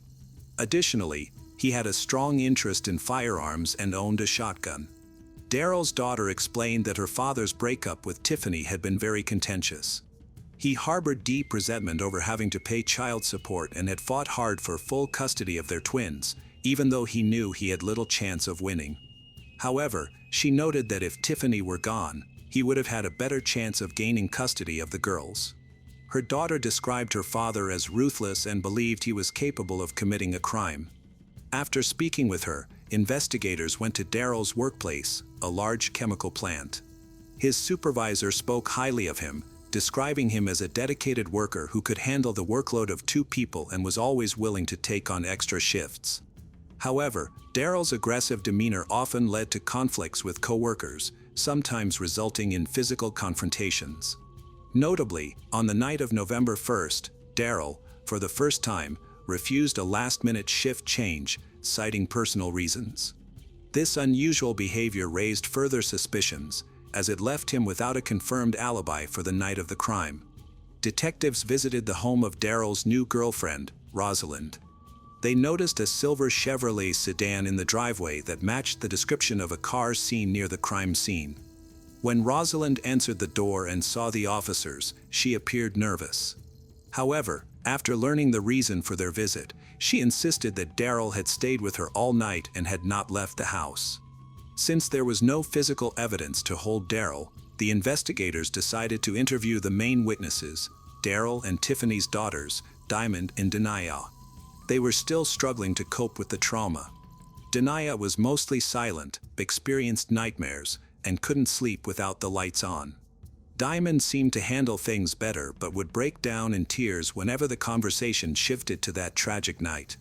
To help them, a skilled psychologist was brought in to gently support the sisters through their trauma, and over time, they began to share their experiences. They revealed that while staying with their father, they often saw a mysterious man delivering folders of papers to him. One day, When their father stepped out, they couldn't resist their curiosity and peeked inside the folders, discovering photos of their home, pictures of their mother in various locations around town, and even images of Ben's house. This leads them to realize that their father has employed a private investigator to follow their mother, Tiffany. Even more concerning was the fact that just 2 days before Tiffany's death, she had won full custody of the twins in court, requiring Daryl to pay child support, a situation he strongly opposed. With this new evidence, the police obtained a warrant for Daryl's arrest. Given his known history with firearms and the likelihood that he might resist, the officers decided it would be safer to arrest him at work, where security was tight, minimizing the risk of an armed confrontation. When the officers arrived, Daryl appeared shocked but did not resist arrest. He calmly allowed them to handcuff him and requested to speak with a lawyer. Initially, both he and Rosalind denied any involvement in the crime. However, investigators found phone records and GPS data showing they were both near the crime scene that night. Rosalind was the first to cooperate. In exchange for a lighter sentence, she agreed to testify against Daryl, stating that she had not known his exact intentions, she had merely driven him to the location and waited in the car. When she heard a loud noise, she panicked and drove off but slowed down to let Daryl jump in before fleeing. She claimed that she later provided him with an alibi out of fear for her own safety. Daryl faced charges of first-degree homicide, which could lead to the death penalty. In an attempt to escape this severe punishment, he tried to shift the blame. Upon learning that Rosalind had testified against him, he accused her of having an affair with his adult son and claimed that they had conspired to frame him. He was willing to implicate his own son in a serious crime to save himself. However, investigators quickly disproved his claims by thoroughly examining the evidence and confirming that his son had no involvement in the events of that night. With no alternatives available, Daryl eventually accepted a plea deal to avoid the death penalty. In April 2017, at the age of 49, he was found guilty and sentenced to 50 years in prison, with eligibility for parole after at least 25 years. Mike Reischel married his first wife, Dee Dee Hoffman, in 1979 while they were students at the University of Florida in Gainesville. Mike seemed to have it all. From an early age, Mike showed outstanding qualities. He was a dedicated Boy Scout, nearing the rank of Eagle Scout, and an altar boy, reflecting strong moral values. At the University of Florida, he joined a fraternity, developing athletic skills and excelling in academics. He later earned a Master of Business Administration from the University of Miami, paving the way for professional success. Dee Dee, his wife, noted that Mike was a supportive husband who never physically abused her. However, their relationship had reached a breaking point. They had 2 daughters, Caroline and Kate, whom Mike loved deeply. Despite his accomplishments, he spent long hours traveling for work, causing his daughters to become accustomed to his absence during their early years. After 25 years of marriage, Dee Dee informed Mike that she wanted a divorce. She then moved out of their home to provide their daughters, Caroline and Kate, a familiar place to return to during their college breaks. At 49, Mike found himself single for the first time in many years and wanted to find love again. In the mid-2000s, as internet dating became popular, he created a profile on Match and soon connected with Susan O'Brien Reischel, a 38-year-old Hispanic nurse. As their relationship developed, Mike and Susan enjoyed great dates and trips together. Shortly after they met, Susan moved into Mike's home, taking over the space that had been Dee Dee's. When Caroline first met Susan, she was worried about her father's new girlfriend. Caroline was surprised by how much Susan drank at their first meeting. Despite having several martinis, Susan was able to walk and talk normally. This behavior was unusual for Caroline, raising concerns in her mind. In 2007, despite Caroline's concerns, Mike and Susan got married. This marked a significant change in their lives, as Susan stopped working and Mike stopped traveling for his job. Instead, he bought a local business called Ocala Dental Care, which became central to their daily lives. To outsiders, Mike and Susan seemed like the perfect couple. They lived in an affluent neighborhood in Alachua County, Florida, known as Highly Plantation, and often joked about their seemingly ideal life together. However, underneath this facade, they were facing serious challenges in their marriage.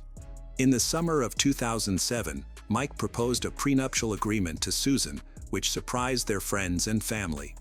They had always been seen as a strong and united couple. What led Mike to suggest a prenup? The turning point was an incident at one of his daughter's parties. Susan, who had a fiery personality, used foul language in front of Mike's daughter, leading to an intense argument. This incident prompted Mike to think about protecting his assets in case their marriage ended in divorce. Mike and Susan seemed financially secure, but there were hidden problems. Susan revealed to Mike that she had $35,000 in credit card debt, which worried him greatly. One significant as Susan in their relationship was Susan's negative feelings toward Mike's daughters. Caroline mentioned that the only time she could talk to her father was when he was alone in his car. Susan's dislike for his daughters created a barrier, preventing Caroline from having meaningful discussions with her father.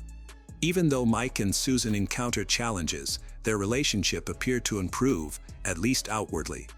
In 2016, when Caroline announced her engagement, Susan became very involved and wanted to play a major role in planning the wedding.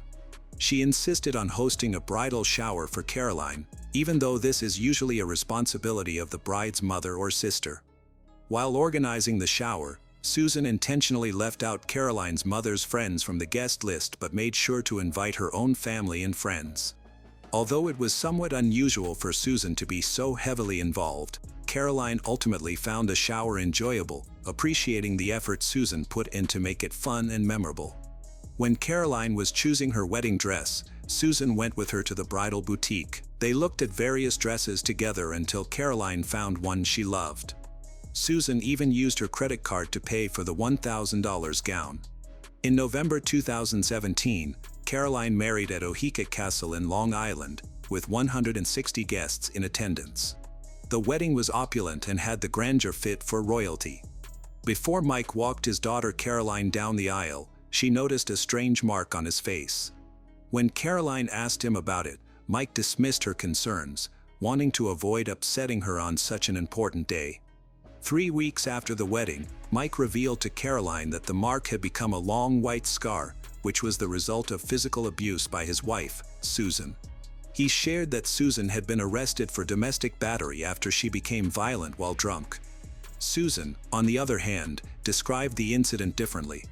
She claimed that after Caroline's wedding, Mike told her that the event had gone $150,000 over budget, which made her very angry.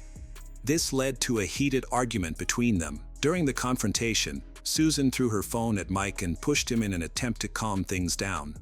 Ironically, it was Susan who called 911 to report the situation.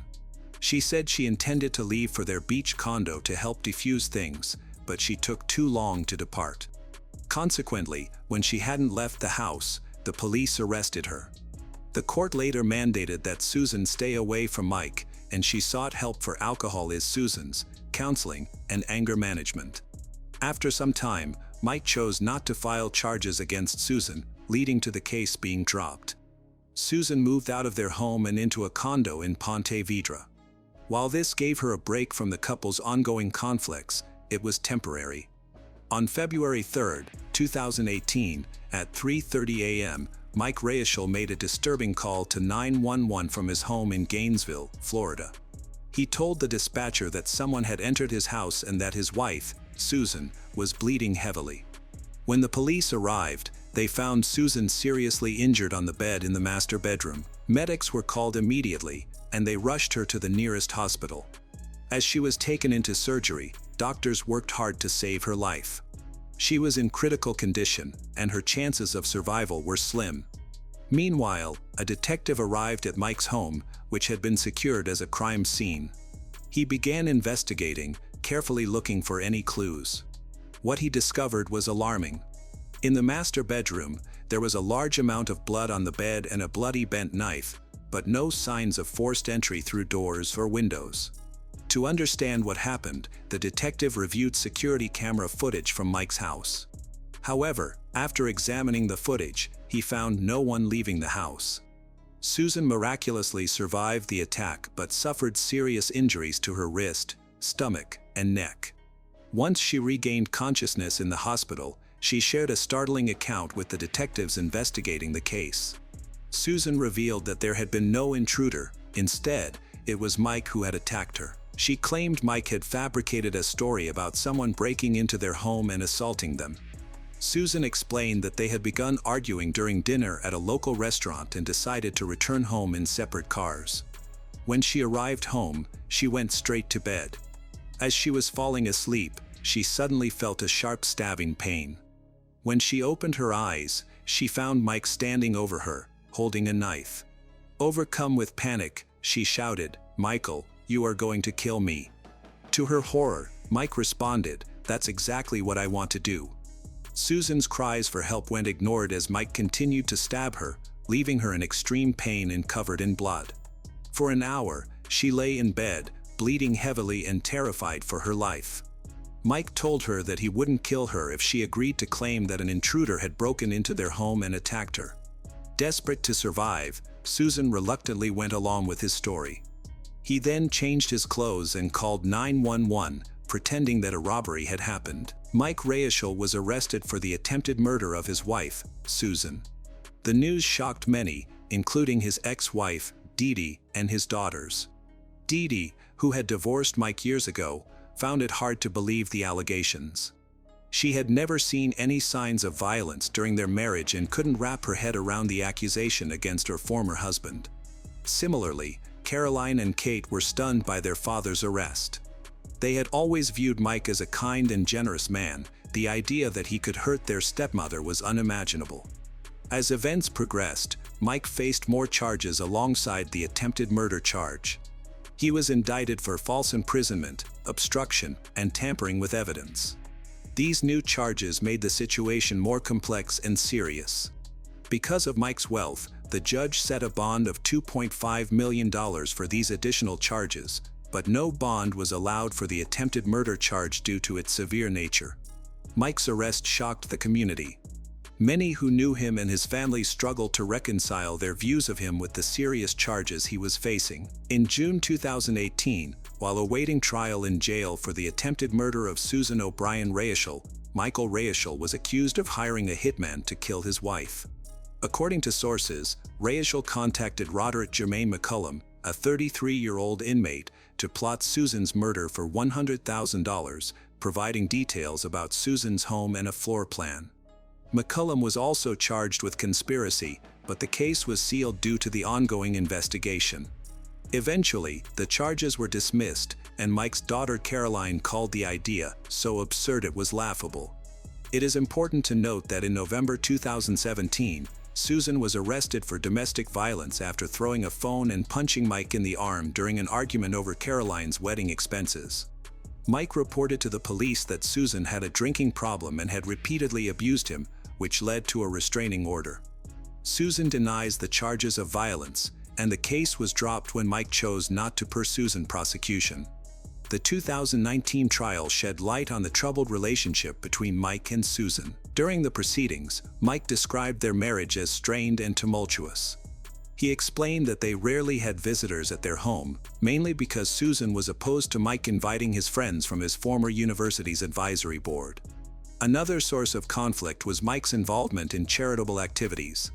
He stated that while he enjoyed making donations, this sometimes led to disagreements with Susan.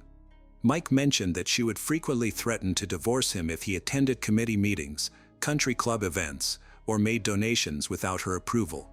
Mike expressed that he struggled with conflicts regarding charitable contributions, while Susan's spending habits appeared to go unchecked. He stated that Susan frequently bought clothing and jewelry without discussing it with him. This difference in how they managed their finances contributed to the stress in their marriage, leaving Mike feeling frustrated and overwhelmed by their ongoing financial difficulties. Additionally, he testified that Susan sometimes resorted to violence to resolve disputes. For instance, in July 2016, he claimed that Susan threw a wine bottle at him from the top of the stairs, hitting his shoulders. This was not an isolated incident. He mentioned other times when she threw vases and heavy mugs at him. He did take pictures of his injuries and shared them with his daughter, Caroline. Mike consistently insisted during the trial that, despite experiencing abuse, He loved his wife and wished to stay married to her. However, he felt he had to tread carefully around her, always worried about her reactions.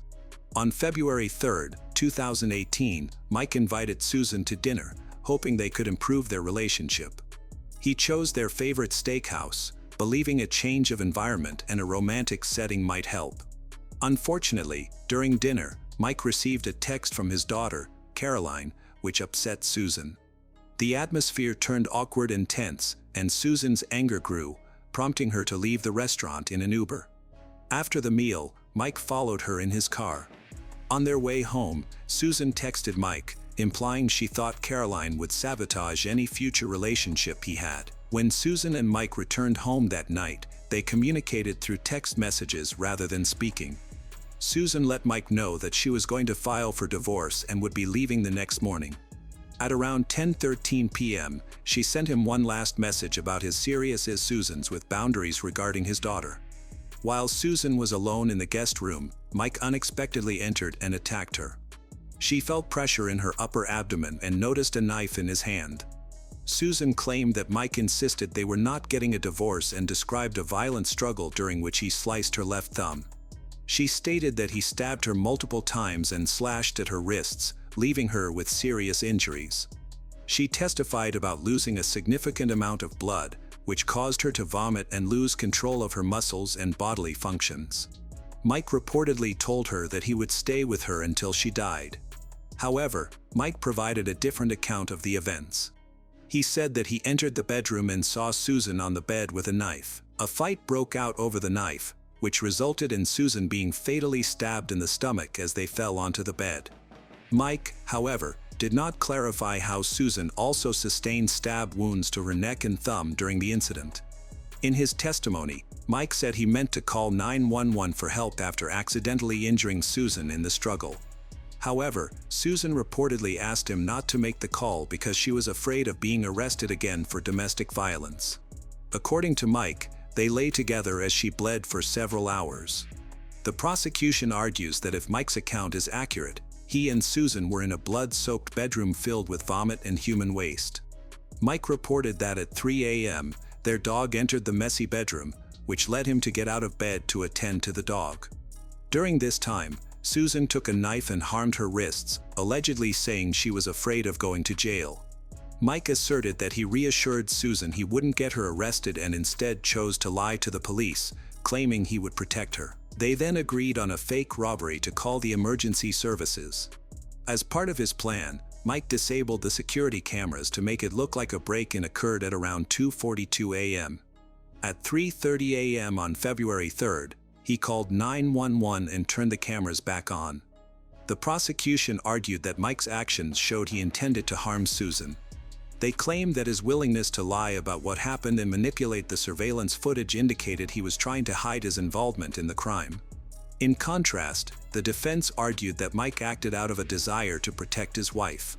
They asserted that Susan's attempted suicide stemmed from her mental health as Susan's and that Mike was trying to save her when he turned off the camera and lied to the police. A bloodstain pattern analyst testified in Mike's defense, stating that he reviewed medical records supporting Mike's account. The analyst explained that if Susan had cut her wrist around 10 p.m., as she said, she would have died from blood loss. However, if Mike's version of events was accurate, it was more plausible that she survived the incident since medical help arrived shortly afterward. The prosecution dismissed Mike's claims about wanting to reconcile with his wife. They presented evidence showing that Mike had visited 3 dating websites, suggesting he was not serious about mending their relationship. In response, Mike's defense pointed out that he had also looked at websites aimed at helping battered husbands.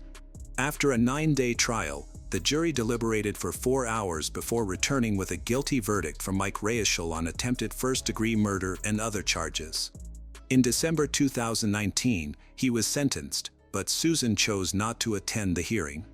Mike's daughter, Caroline, spoke in court, expressing her pride in being his daughter. She shared how compassionate and selfless Mike had been throughout the years, always prioritizing others. Several of Mike's friends also spoke up, describing him as kind, gentle, and a true gentleman. Although the prosecution sought a 50-year sentence, the judge decided to impose a 30-year sentence on Mike.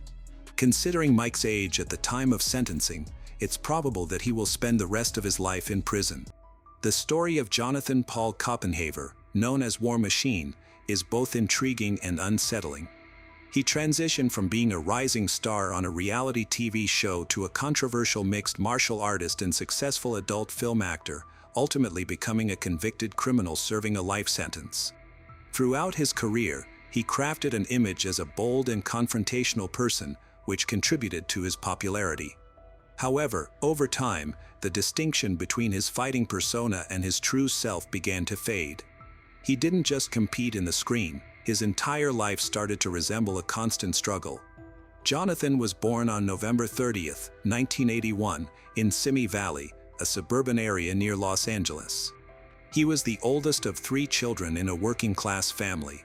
His father, of German descent, was a dedicated officer with the Los Angeles Police Department, known for his hard work and discipline.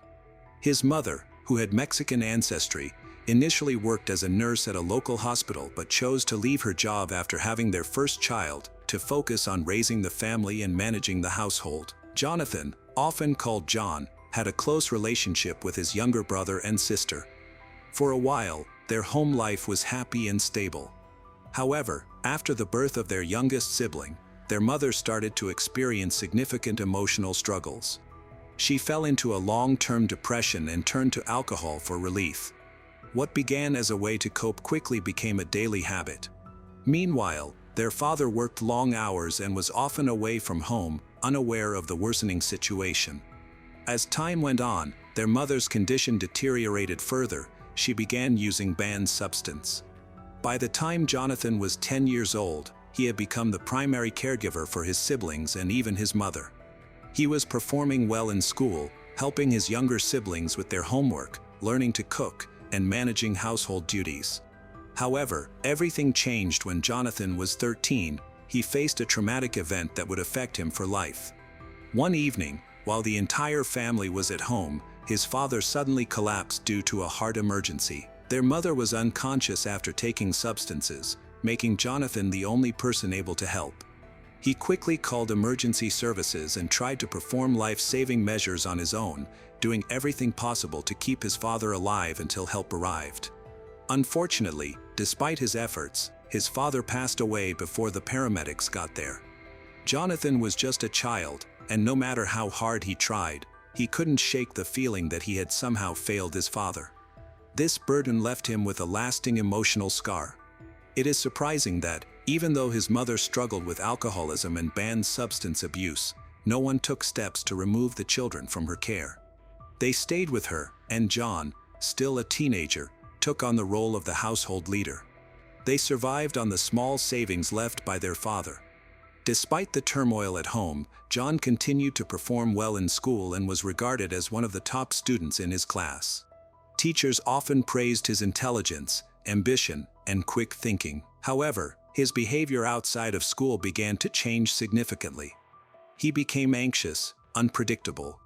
He easily angered, often getting into arguments and physical fights with his classmates.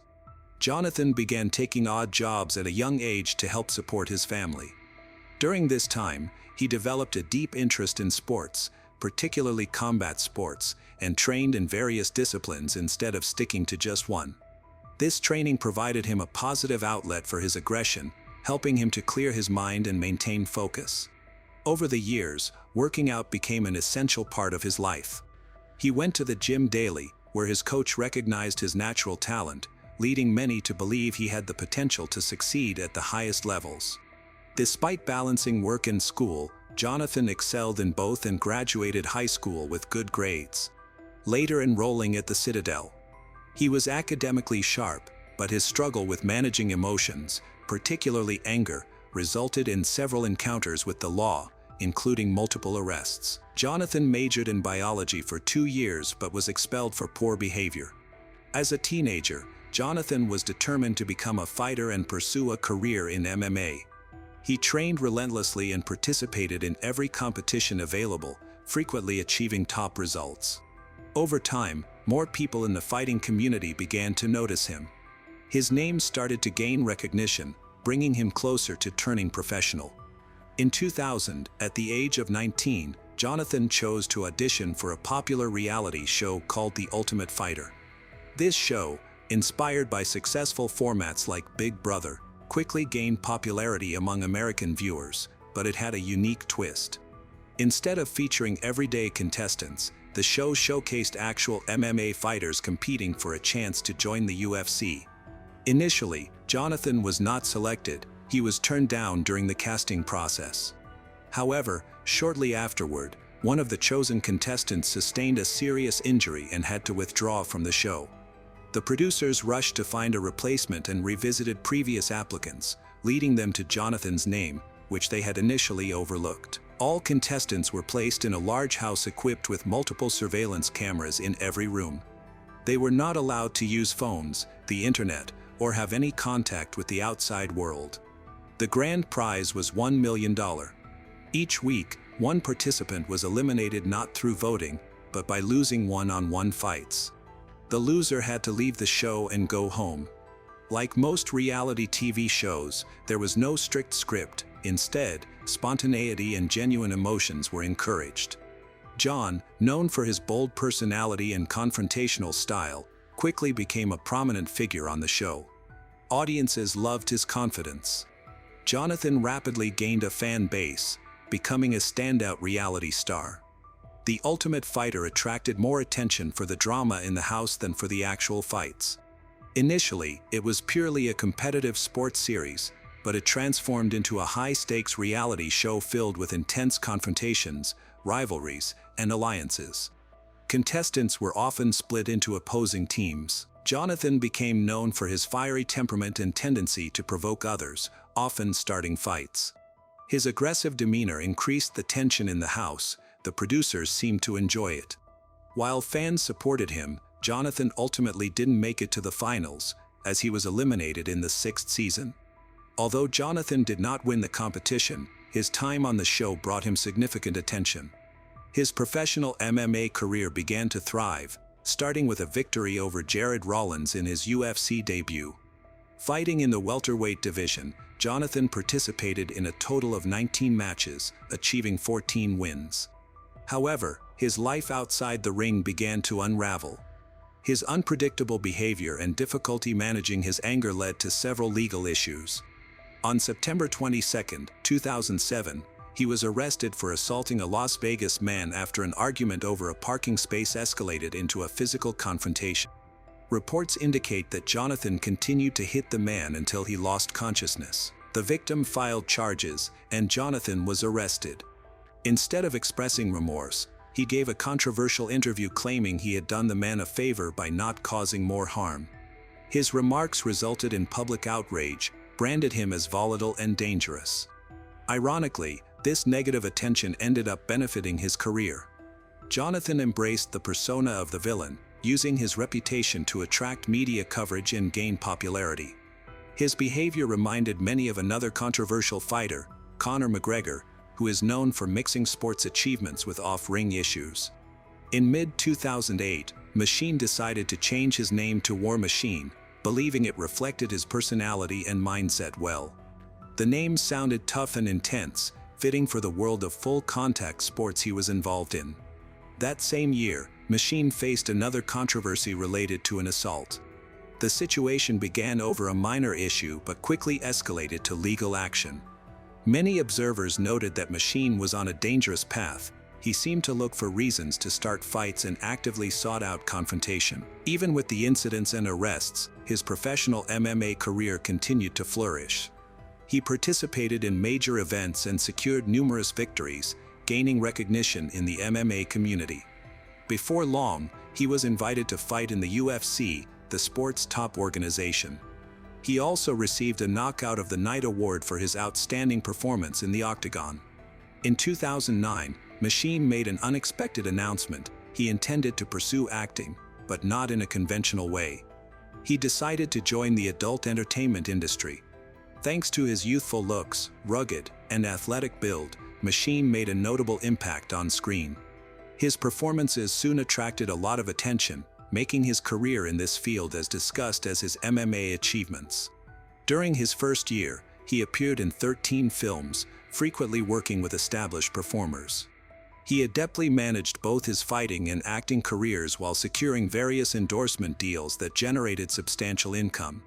In August 2010, Machine was sentenced to 1 year in county jail for felony assault stemming from a fight at a bar in Point Loma earlier in the year, as well as another fight at a bar in Pacific Beach, San Diego. He was held in San Diego's George Bailey County Detention Facility. During his time in prison, Machine continued to exhibit confrontational behavior, leading to numerous altercations. This resulted in him being labeled as high risk and spending most of his sentence in solitary confinement. Observers began to realize that his aggression had evolved beyond a competitive attitude and was instead indicative of a significant behavioral issue. Some speculated that the pressures of fame or emotional instability might be contributing factors.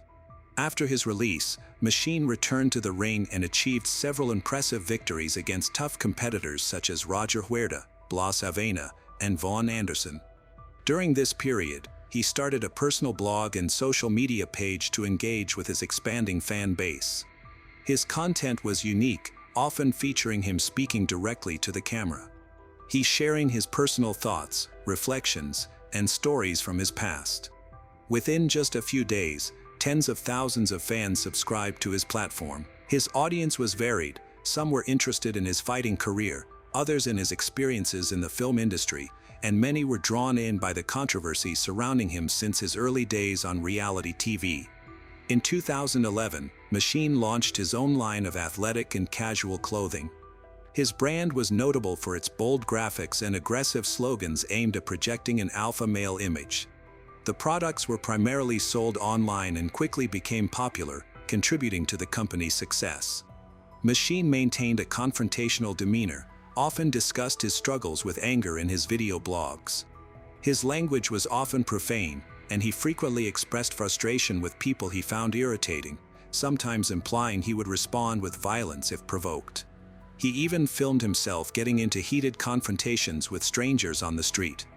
By 2013, Machine had achieved the height of his adult film career, frequently appearing in adult productions and taking part in bold photo shoots for popular magazines. During one of these shoots, he worked with a model named Christy Mack. Although she was 11 years younger than he, they had an instant connection and quickly developed a passionate relationship. Christy was born in 1992 in a small Indiana town. She grew up in a modest family with no connections to the entertainment industry. Her former classmates and teachers remember her as quiet, kind, and responsible. She had a passion for literature, took her studies seriously, and enjoyed dancing in her free time. During high school, Christy developed a romantic relationship with a classmate, and they decided to get married. Despite strong objections from both sets of parents about their young age, the couple went ahead with their plans as soon as they turned 18. Unfortunately, their marriage soon fell apart. They realized they were not ready for adult life. Love quickly faded. Just 4 months after getting married, they filed for divorce. After her breakup, Christy wanted to start anew and decided to leave her home for Florida. She moved to Miami and took whatever jobs she could find to pay her rent, make ends meet. She worked as a waitress, retail clerk, even took on promotional work. One day, a representative from a modeling agency noticed her. Initially, Christy did catalog shoots for fashion brands, but soon she was offered more provocative modeling jobs that paid much better. She accepted these opportunities, and before long, she began getting offers to act in adult films.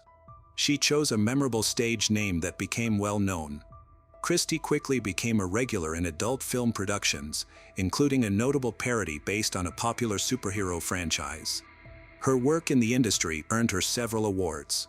In February 2013, she launched her first boutique that focused on intimate apparel and lifestyle accessories.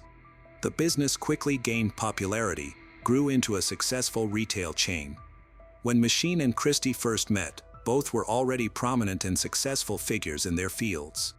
They had established careers in the media and each owned businesses that sold branded merchandise. Their popularity was quite similar. Right from the start of their relationship, they were frequently seen together at various events. They attended award shows, red carpet events, and industry parties, often stopping for photos, participating in joint interviews. They even secured a few endorsement deals as a couple with major brands. Within months, Machine and Christie became known as a glamorous and inseparable pair who seemed to have everything. They appeared happy, discussed their future plans. To outsiders, their lives looked perfect. Behind the scenes, things are getting worrying.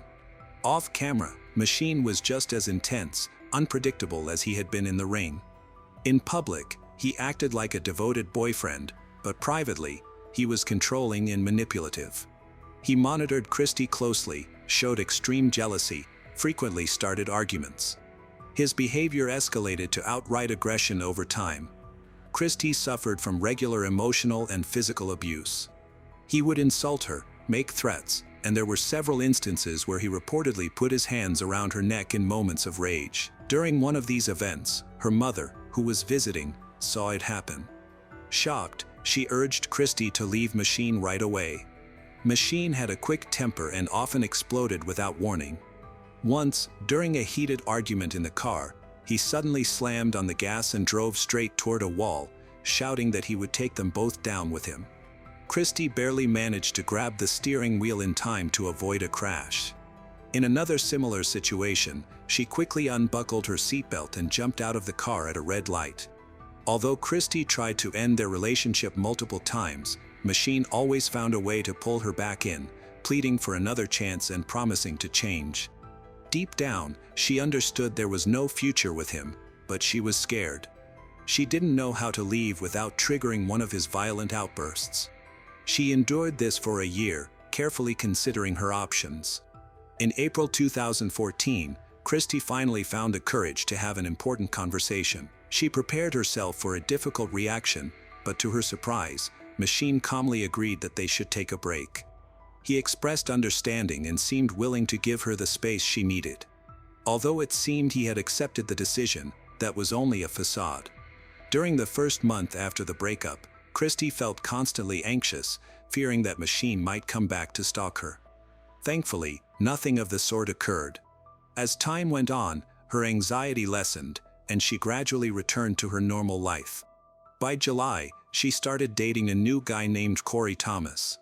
On August 8, 2014, Christie and Corey were in her Las Vegas apartment, lying in bed.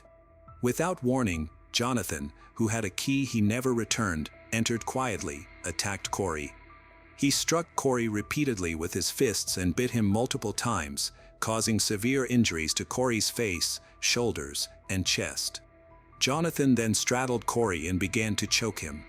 Terrified, Christine intervened when she saw Corey start to lose consciousness. Machine suddenly released his grip, pulled Corey by the hair, threatened him, saying he had to leave and couldn't call the police or he would finish what he started. Frightened, Corey promised not to tell anyone. He quickly gathered a few belongings, fled the apartment while still getting dressed. True to his promise, he didn't report the incident, which almost ended in tragedy for Christie. After Jonathan was alone with his ex-girlfriend Christie, a terrible situation unfolded. He physically assaulted her for over 2 hours, inflicting severe physical and emotional harm. By the end of the attack, Christie was left badly injured, near unconsciousness. Thinking she had lost consciousness, Jonathan moved to another room. In a determined effort, Christie managed to crawl to the window, open it, and fall out. Luckily, the apartment was on the ground floor, so she didn't suffer fatal injuries. She began to scream for help. Nearby neighbors quickly responded by calling emergency services. Christie sustained serious injuries. Jonathan had broken her nose, cheekbone, and jaw, knocked out 12 teeth, and nearly damaged one of her eyes. Additionally, she had broken ribs, a ruptured kidney, liver injuries. She lost a significant amount of blood and was diagnosed with a concussion. Her body was covered in bruises, cuts, abrasions, and bite marks. Despite these severe injuries and blood loss, doctors managed to stabilize Christie's condition. Jonathan had already vanished. His location stayed unknown for a week until August 15th, when he began posting on social media to share his perspective and portray himself as the victim. Authorities were able to trace his phone signal, quickly found and arrested him. Notably, Corey called the police 3 hours after the attack, during which Christy was already hospitalized. In those hours, she suffered severe abuse that nearly took her life. Some people believed Corey should have been legally responsible for not reporting the incident sooner, but he stated that he was in shock and afraid for his own safety. Ultimately, no charges were brought against him. He only testified in court as a victim. While in custody awaiting his trial, Jonathan attempted to end one's own life. He made a makeshift noose from a bed sheet and tried to hang himself in his cell. Luckily, the guards arrived in time and prevented him from succeeding. This incident delayed the court proceedings by almost 3 months. During the trial, Jonathan tried to present himself as a victim. He argued that his partner had betrayed him, claiming that this betrayal led to his emotional outburst. His defense attorney spoke extensively about Jonathan's difficult childhood and personal struggles, hoping to gain the court's sympathy for a lighter sentence. In March 2017, Jonathan was convicted of 29 felony counts of abuse, kidnapping, domestic violence, and other crimes after assaulting and beating his ex-girlfriend, Christy Mack, and her then-boyfriend Corey Thomas. In June 2017, he was sentenced to life in prison with the possibility of parole after 36 years. Jonathan Paul Copenhaver, known as War Machine, fell from a charismatic MMA star and reality TV figure to a convicted felon, his legacy tarnished by violence in Las Vegas. His 2014 assault on Christy Mack and Corey Thomas left them with severe physical and enduring trauma. Convicted in 2017 of 29 felonies, including kidnapping and sexual assault, he was sentenced to 36 years to life, with no parole possible before 2053, Web 0, Web 7. This case underscores the catastrophic cost of uncontrolled rage, reminding us that justice, though served, cannot undo the pain inflicted on survivors striving to reclaim their lives.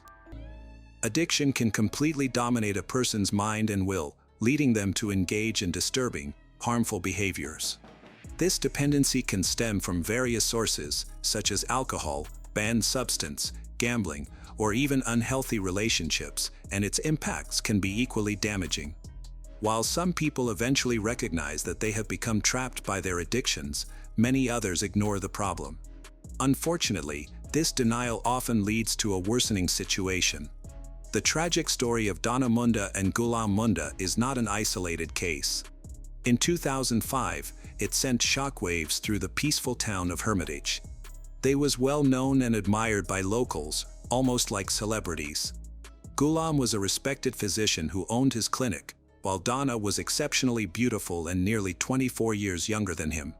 To everyone who knew them, they appeared to have a perfect and successful relationship.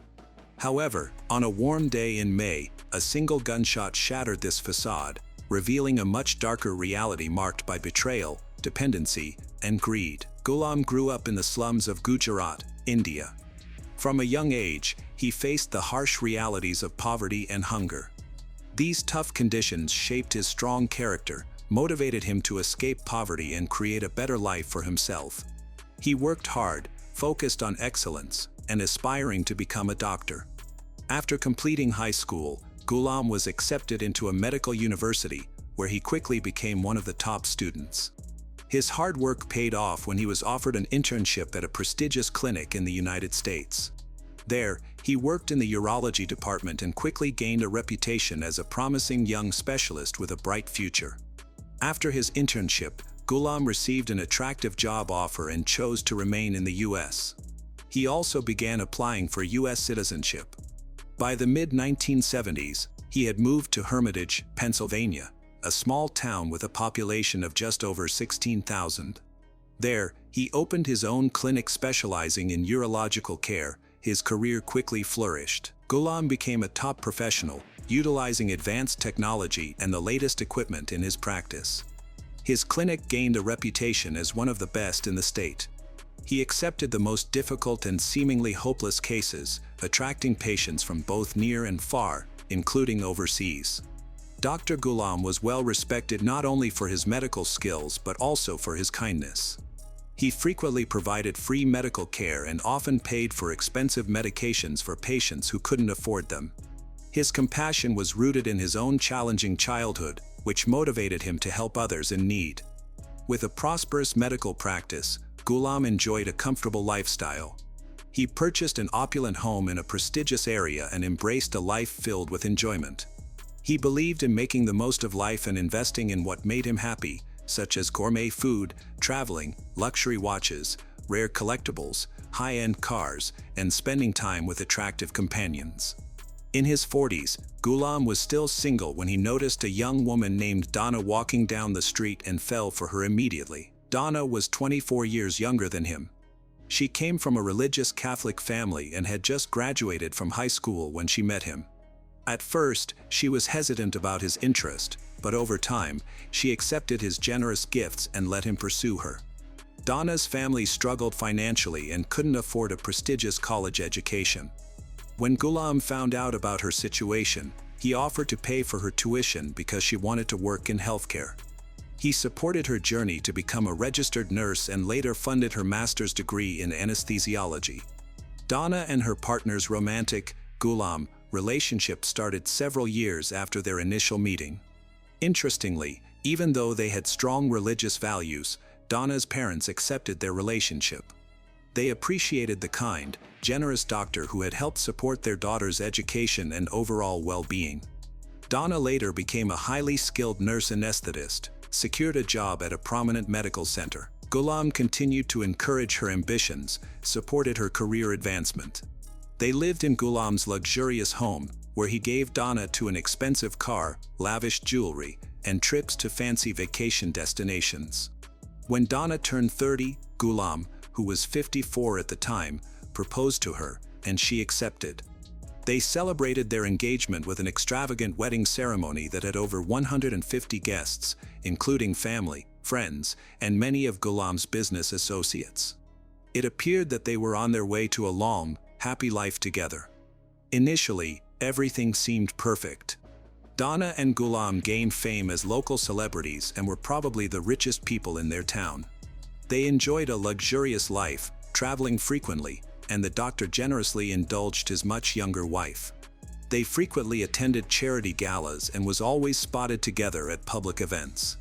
Donna chose to prioritize her career and took her time before starting a family. Ghulam supported her decision without any pressure. Many saw Donna as cheerful, friendly, and lively, which was the image she projected, until tragedy struck, started to turn her life upside down. At 37 years old, Donna lost her father after a long illness, which hit her hard. She had always had a close bond with him, referring to herself as a daddy's girl and seeing him as her main source of strength. After he died, Donna became deeply depressed. She isolated herself from others.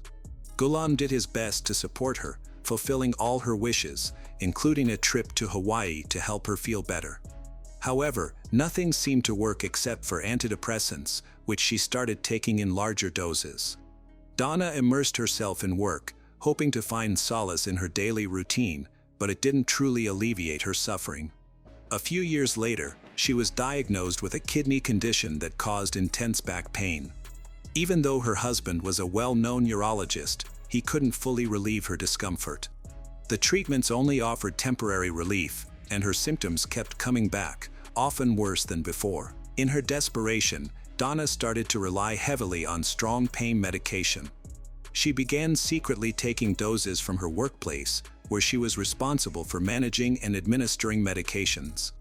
This made it easy for her to take small amounts without being noticed. She would quietly use portions meant for patients, just enough so that no one would realize. Together with her antidepressants, the prescription painkillers dulled her physical and emotional pain. Donna felt abandoned by the world and overwhelmed by her struggles. As a result, she began to distance herself from Ghulam, even though he genuinely cared for her. Things quickly deteriorated. She became increasingly dependent on her medications, to the point where she could not function without them. This led her to raise her dosages and steal more often. Eventually, her behavior attracted attention. She was caught in the act, and there was no way to deny it. Her dismissal from the clinic was shocking, and she faced multiple criminal charges. Ghulam quickly intervened to defend his wife, managed the situation to safeguard her reputation. Thanks to his actions, their friends and family never learned about Donna's problem. Rather than facing jail time, she paid a hefty fine and committed to rehabilitation at a specialized center. Ghulam chose the facility himself and organized Donna's stay, informing relatives, neighbors, and friends that she was on vacation. No one doubted him. He stayed calm, convincing, continued to appear cheerful and friendly. At the rehab center, Donna, who is now in her 40s, met a younger man named Damien Bradford, who was 23 years old. Damien had a history of multiple offenses for distributing illegal substances and ended up in rehab after a serious overdose that almost killed him. Despite their age difference, Donna and Damien quickly became very close, spent a lot of time together. They faced similar challenges. Although their relationship was unexpected, their bond deepened rapidly. What started as simple conversations turned into a passionate affair. Donna's husband was nearing 70 years old. Due to his age and health problems, their physical relationship had significantly diminished. In contrast, Damien was young, energetic, fit, and undeniably attractive. He dedicated a lot of time to the gym, often used steroids and various supplements to maintain his physique. It's unclear why Damien was attracted to a woman 2 decades his senior, but for Donna, he felt like a breath of fresh air, rekindling emotions she thought were long gone. She fully embraced this connection, quickly became emotionally invested. Even though the rehabilitation center had strict rules prohibiting romantic relationships among patients, the two secretly began dating. They found secluded spots to meet, such as storage rooms and restrooms. The thrill of being caught only seemed to strengthen their connection.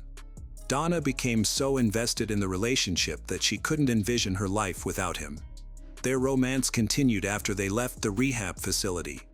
Damien was a caring partner who gave Donna plenty of attention, called her sweet names, and truly enjoyed making her feel valued. He may have developed genuine feelings for Donna, a sophisticated and self-assured woman who clearly looked after herself.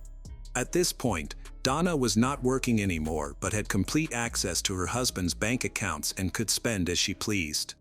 Ghulam never scrutinized her spending or asked about her expenses. Taking advantage of this, Donna started showering Damien with lavish gifts, designer clothes, and accessories, while also covering all of his living expenses. She even rented a cozy apartment for them to meet privately. As a result, Damien became financially dependent on his wealthy partner, but neither of them appeared to have any concerns about it. When warned about his wife's affair, Ghulam had long suspected that something was off and noticed changes in Donna's behavior, but he had decided not to confront her about it. He realized that she was much younger and had emotional and physical needs that he could no longer fulfill. Gradually, he accepted that their passion had faded. Instead of reacting angrily, he calmly asked Donna if they should consider ending their relationship. Donna was shocked to learn that Ghulam knew about her affair. She explained that it was merely a temporary distraction that happened during a tough period in her life. She had met the younger man while in rehab, when she was feeling vulnerable and needed support. He seemed to understand her struggles better than anyone else. Despite this, she assured Ghulam that he was still the person she loved, promised to end her relationship with the younger man, emphasizing that he didn't truly matter to her. Ghulam felt moved by her words. He chose to trust her, forgave her, and decided they could move forward together as if nothing had happened. Damien had become Donna's overwhelming dependency, which she couldn't easily escape. She felt a strong attraction to him and, in his presence, experienced feelings of youth, desire, and genuine care. Her thoughts were focused on one main goal, eliminating the obstacle to her happiness, her husband. The affair continued at the apartment she had rented for Damien. Although they were more cautious now, Ghulam believed their relationship was over, while Donna planned to maintain it.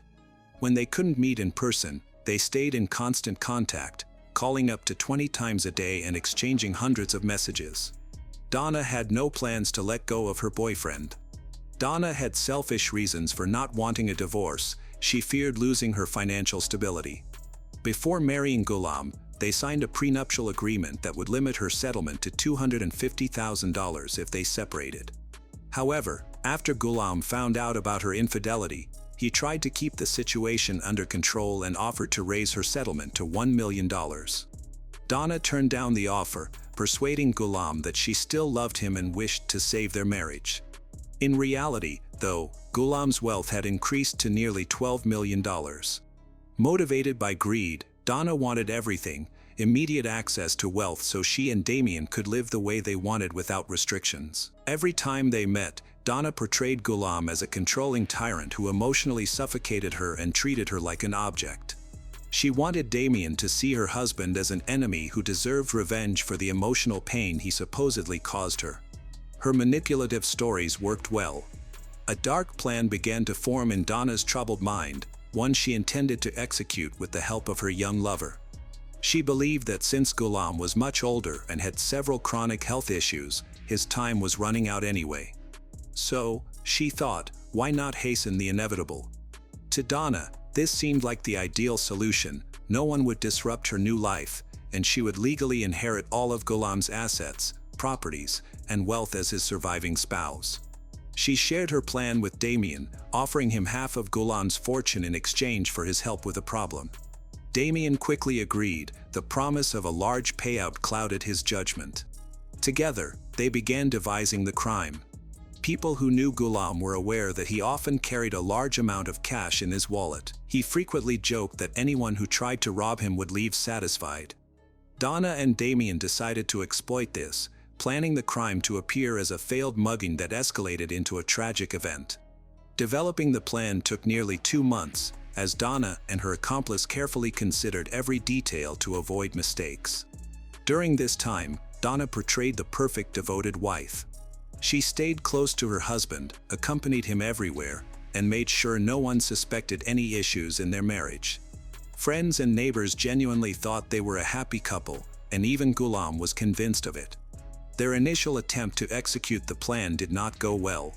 Damien was meant to ambush Ghulam as he left the hospital and headed to his car in the parking lot. However, the area was crowded with people, prompting Damien to back out due to the fear of too many witnesses. It took them another month to devise a new strategy. This time, they aimed to attack on a deserted road where no one would be present to intervene. The plan was straightforward. Damien would follow their car at a safe distance, and Donna would stop at a designated location, pretending there was a medical emergency. They set the date for Friday, May 13, 2005. On that day, Dr. Ghulam planned to visit a neighboring state to look at a house he wanted to buy as a wedding gift for his nephew, Varric Munda. Donna offered to go with him, but her 72-year-old mother, Dorothy Smouse, who was visiting at the time, insisted on joining. Donna tried to talk her out of it, but Ghulam didn't see any issue with her coming along and agreed to let his mother-in-law participate. Damien, dressed entirely in black and wearing ski goggles to conceal his identity, waited in his car for a message from Donna indicating that their vehicle had left the house. Once he received the signal, he followed the predetermined route, maintaining a safe distance behind. After stopping to refuel, Donna took over driving to keep control over their timing. While traveling along a deserted highway, she pretended to feel ill and pulled over, claiming she needed to take some medication. At that moment, a black Volkswagen approached from behind. A man in ski goggles jumped out, ran to the passenger side where Ghulam was sitting, pointed a gun at him, and demanded his wallet. Ghulam complied without resistance, handed over his wallet. However, as soon as the attacker received the money, he shot Ghulam in the head and quickly returned to his vehicle, driving away rapidly. Ghulam died instantly from the gunshot. Donna then called emergency services, crying and screaming as she begged them to save her husband. She acted so convincingly like a distraught widow that, at first, no one suspected she could have been involved in the incident. Inconsistencies in the testimonies appeared quickly. Right from the initial interviews, it was evident that something was not right. Donna stated she didn't see the attacker or his vehicle, everything happened too quickly, and she was in shock. In contrast, her mother provided a different account. She claimed she saw both the shooter and the car clearly. According to her, the person who shot her son-in-law was a young black man driving a black Volkswagen. This assertion visibly upset Donna, who argued with her mother, insisting that she must have been mistaken. However, Her mother remained firm and began to add more specific details. Donna contended that they had stopped the car because Ghulam requested it, while her mother claimed it was Donna who stopped the car, as illness. Investigators were also puzzled as to why the assailant only targeted one person while leaving two possible witnesses unharmed. 2 days after the incident, Dr. Ghulam's widow held a press conference where she answered reporters' questions with tears in her eyes. She made a heartfelt appeal to the public, urging anyone with information about the case to come forward and help with the investigation. Shortly after the press conference, the police received a phone call from a woman who claimed that Donna was actually the mastermind behind the incident and that she had been assisted by her lover, Damien Bradford. The caller also provided details such as the make and license plate number of Damien's car, as well as his home address. This caller considered herself to be Damien's fiancée. She had been closely monitoring the couple and shared all the information she had gathered. On the same day, police arrested Damien and searched his apartment. Although he had managed to get rid of the weapon, for some unknown reason, he kept the victim's wallet and brought it home. Inside the wallet, they found about $3,000 in cash, several bank cards belonging to Dr. Ghulam, and a photo of Donna. Authorities also discovered clothes with small blood stains that matched the doctor's. Damien was arrested and taken into custody. He mistakenly believed that his wealthy lover would help him and somehow secure his release. However, Donna, fearing for her own safety, chose to stay silent, hoping that all the blame would fall on Damien, especially since the evidence against him was overwhelming. When prosecutors told Damien that he might face the death penalty, he decided to cooperate with them in exchange for a shorter sentence. He disclosed the entire plan, provided text messages and documents, including evidence that Donna had purchased the car he was driving.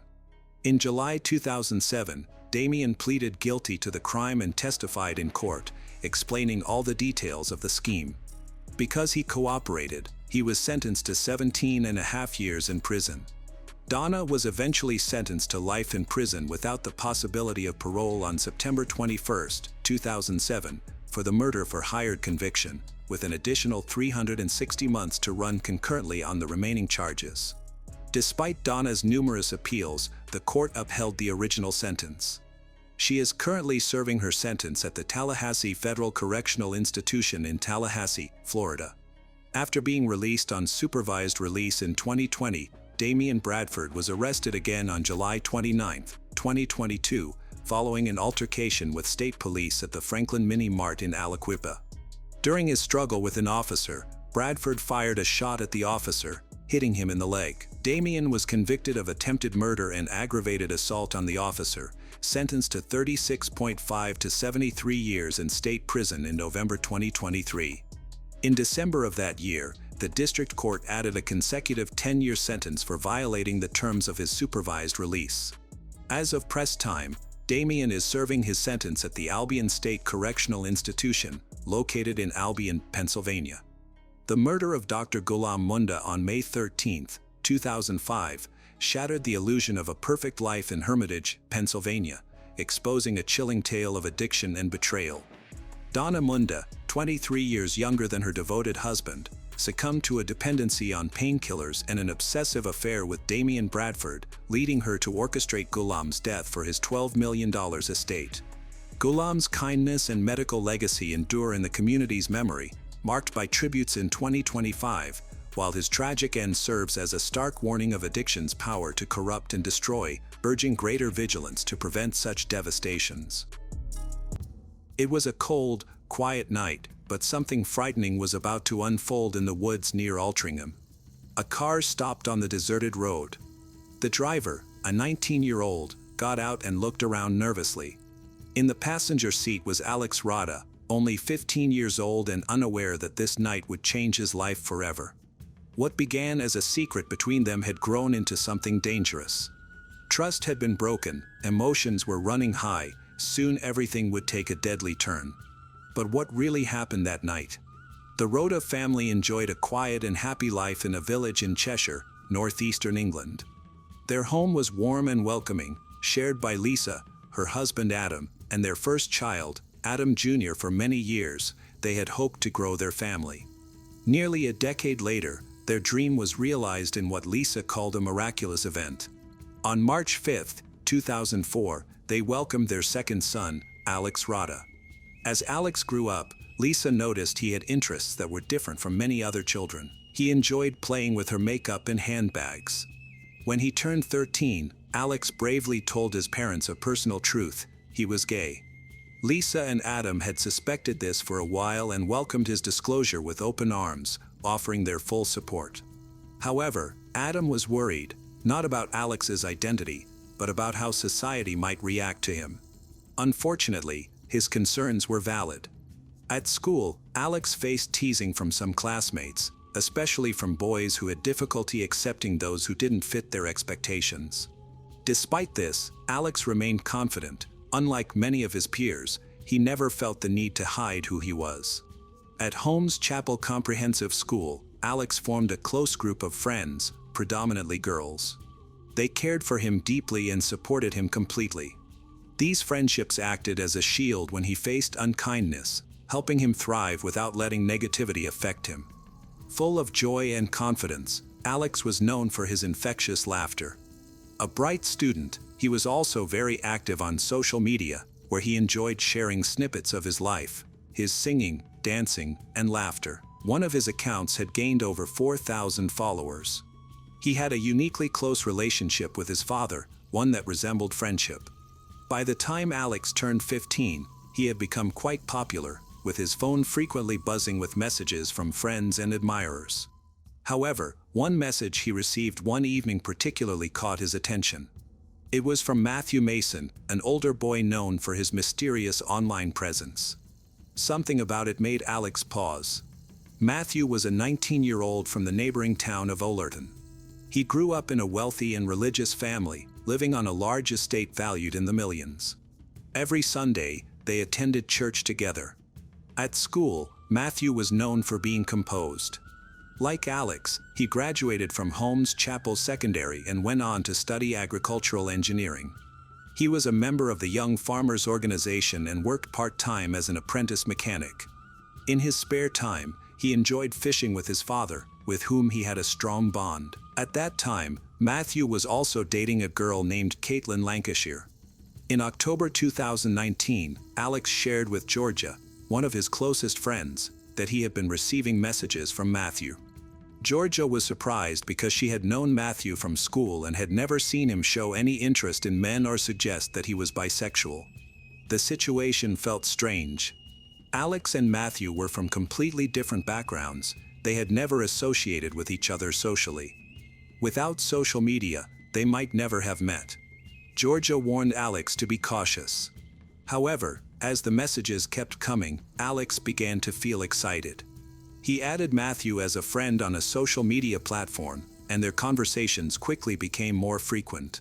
For Alex, this felt like the start of something special, his first experience with love. He had never been in a relationship before, and it was exhilarating, as if he was entering a whole new world. Initially, Alex and Matthew's exchanges were light, casual, but over time, they grew flirtatious and more intimate. Matthew complimented Alex's looks. Soon they began sharing photos. One night, after drinking too much at a bar, Matthew made a poor choice. He sent Alex an explicit photo of himself. Alex's friends noted that he often didn't understand the seriousness of situations, seeing them as jokes. Because of this, he viewed Matthew's message as part of a playful flirtation. Things became more serious when Matthew sent a video of a compromising nature. As their online relationship grew, Matthew proposed they meet in person and offered to pick Alex up, but Alex declined, saying his father wouldn't allow it. Despite this, they continued to exchange hundreds of messages. Wanting to know more about Matthew, Alex looked into his social media accounts, only to discover that Matthew was already in a relationship. This revelation filled Alex with frustration and doubt, making him question everything between them. Determined to find out the truth, Alex messaged Matthew's girlfriend, Caitlin, the girl he had seen in several of Matthew's posts. On November 3rd, Alex asked Caitlin if she was dating Matthew. When she confirmed it, Alex revealed that he had been secretly involved with Matthew for the past 2 to 3 weeks. Caitlin was stunned. Alex shared details of their explicit conversations and explained that he only learned about Matthew's relationship after investigating him online. According to media reports, jealousy was a significant factor in Alex's actions. An hour after speaking with Caitlin, Alex confronted Matthew, informing him that he had told Caitlin the truth. Alex's frustration was evident as he accused Matthew of being deceptive, both to Caitlin and to him. He insisted that Matthew needed to be honest because Caitlin deserved it after 2 years together. But Alex had already made the decision to reveal the truth himself. Matthew, who came from a strict religious background, was extremely afraid of his secrets getting out by Alex. In a panic, he denied any accusations to Caitlin and called Alex a liar. This marked a troubling change in the relationship between Alex and Matthew. Feeling trapped, Alex threatened to leak an explicit photo he had of Matthew. Reports indicate that later that same day, Matthew made Alex a beneficiary on his bank account and transferred over £50 to him. By this point, Caitlin had already ended her relationship with Matthew. Despite their issues, on November 9th, Alex and Matthew met in person for the first time and became physically involved. Their secret relationship continued over the next 2 weeks. While everything seemed fine to outsiders, the payments to Alex didn't cease. Matthew was not ready for the truth to surface, but everything came to a head on December 12, 2019. After weeks of threats and pressure, Matthew lost control. On that cold, rainy night, he picked Alex up from his home and drove him to a remote forested area near Altrincham, claiming they were going to have another intimate encounter. However, once they arrived, Matthew violently attacked Alex with a wrench he had brought along. After committing this brutal act, Matthew drove to a friend's farm, hoping to destroy any evidence linking him to the crime. To create an alibi, he then casually went to 2 different bars, meeting friends for drinks as if nothing had happened. At one bar, he took a selfie and shared it on social media, further emphasizing his facade of a typical night out. Later, he even took a picture of himself smiling in bed, with his bare torso showing, which he sent to Caitlin to strengthen his alibi. In the middle of the night, he discovered Alex's phone on the passenger seat of his car. Aware of the damaging information it contained, he quickly disposed of it. As the night went on, Matthew returned to the forest. He attempted to move Alex's lifeless body to the roadside and tried to lift him into his Renault Clio. However, after several unsuccessful attempts, he abandoned the body there and walked away. Alex's parents were becoming more and more worried about his disappearance. After they were unable to contact him, they reported him as missing. Soon, the police, friends, and family were all frantically searching for him. A police officer from Cheshire texted Matthew, asking him to reach out regarding Alex's disappearance. By morning, the stark reality emerged. Garbage collectors stumbled upon Alex's severely disfigured body, found half-naked and bearing multiple wounds.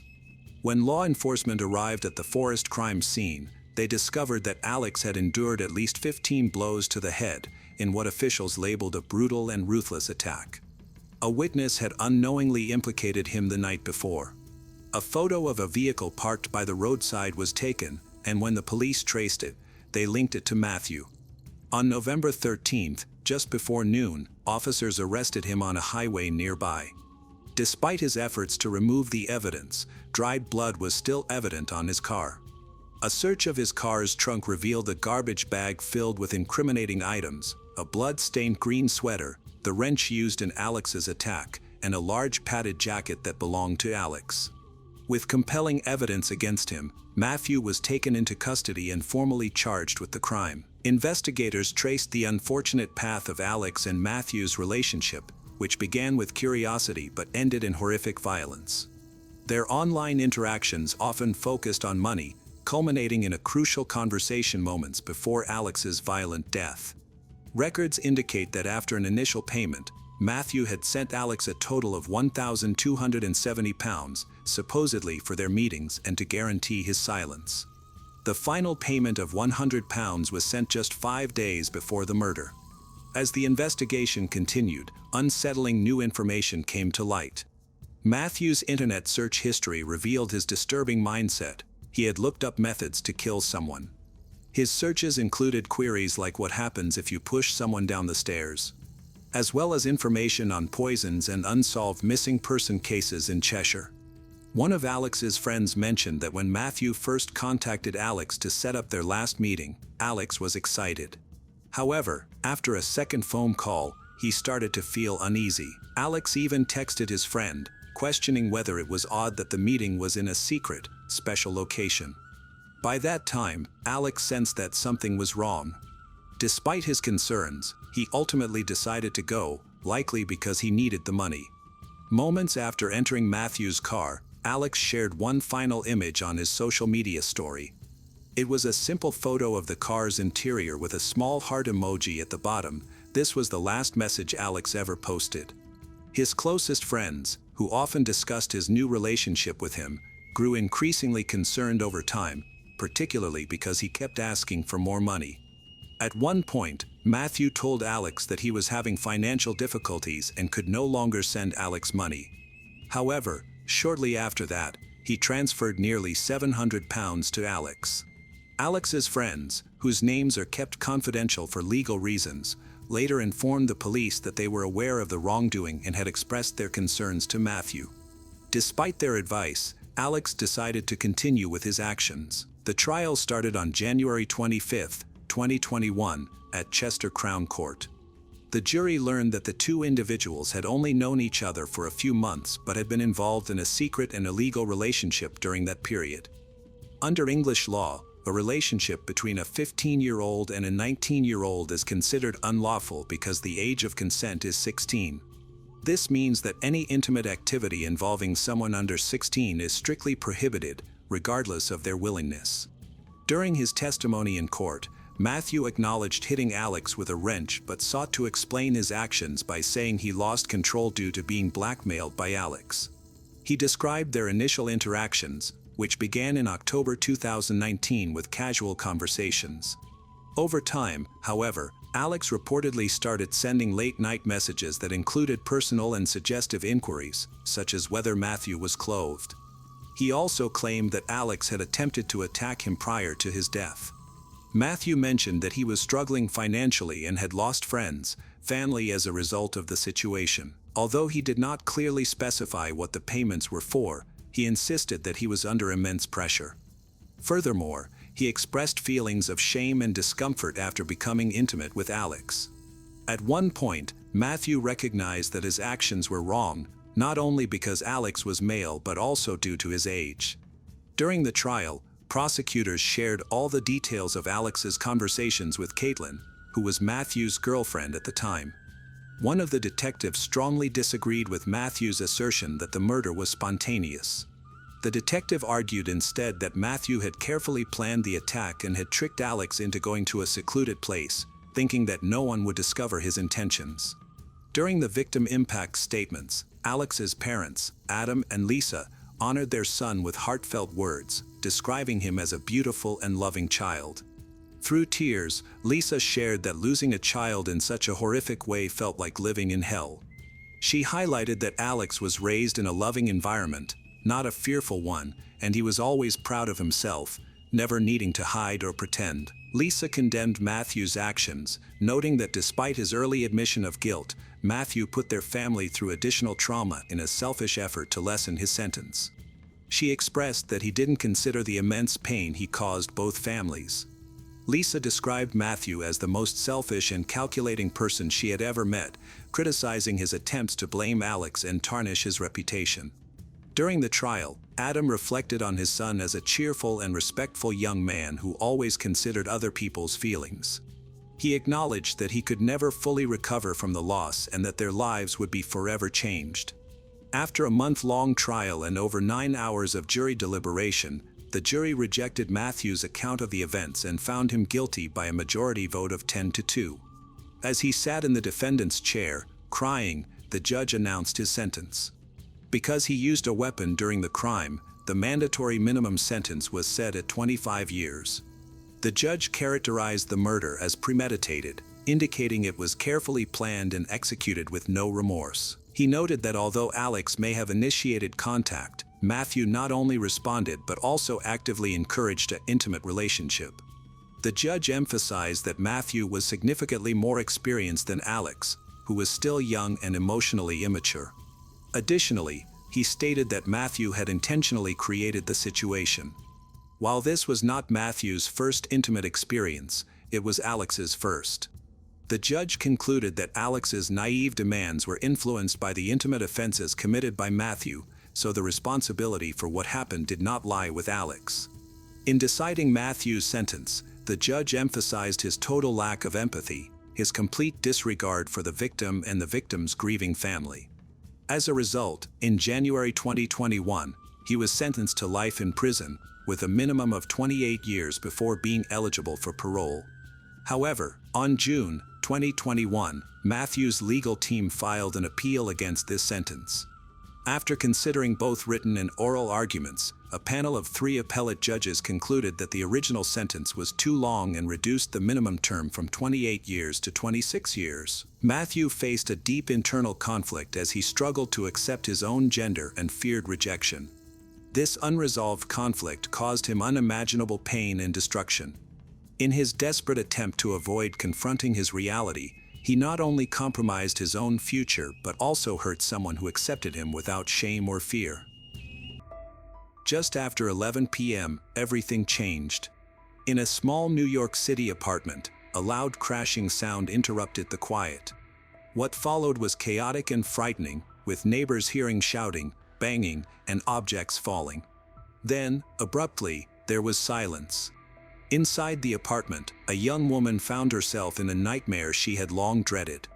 An ex-lover had returned, and this time he was determined to cause trouble.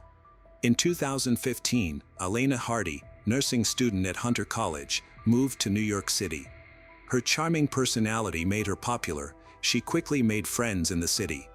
As she focused on her studies and enjoyed the lively atmosphere around her, her promising journey took a troubling turn when she met Fernando Munera. What started as an exciting romance soon turned dangerous. While friends and neighbors often saw them happily walking their dog or riding his motorcycle together, beneath their smiles lay a relationship marked by instability.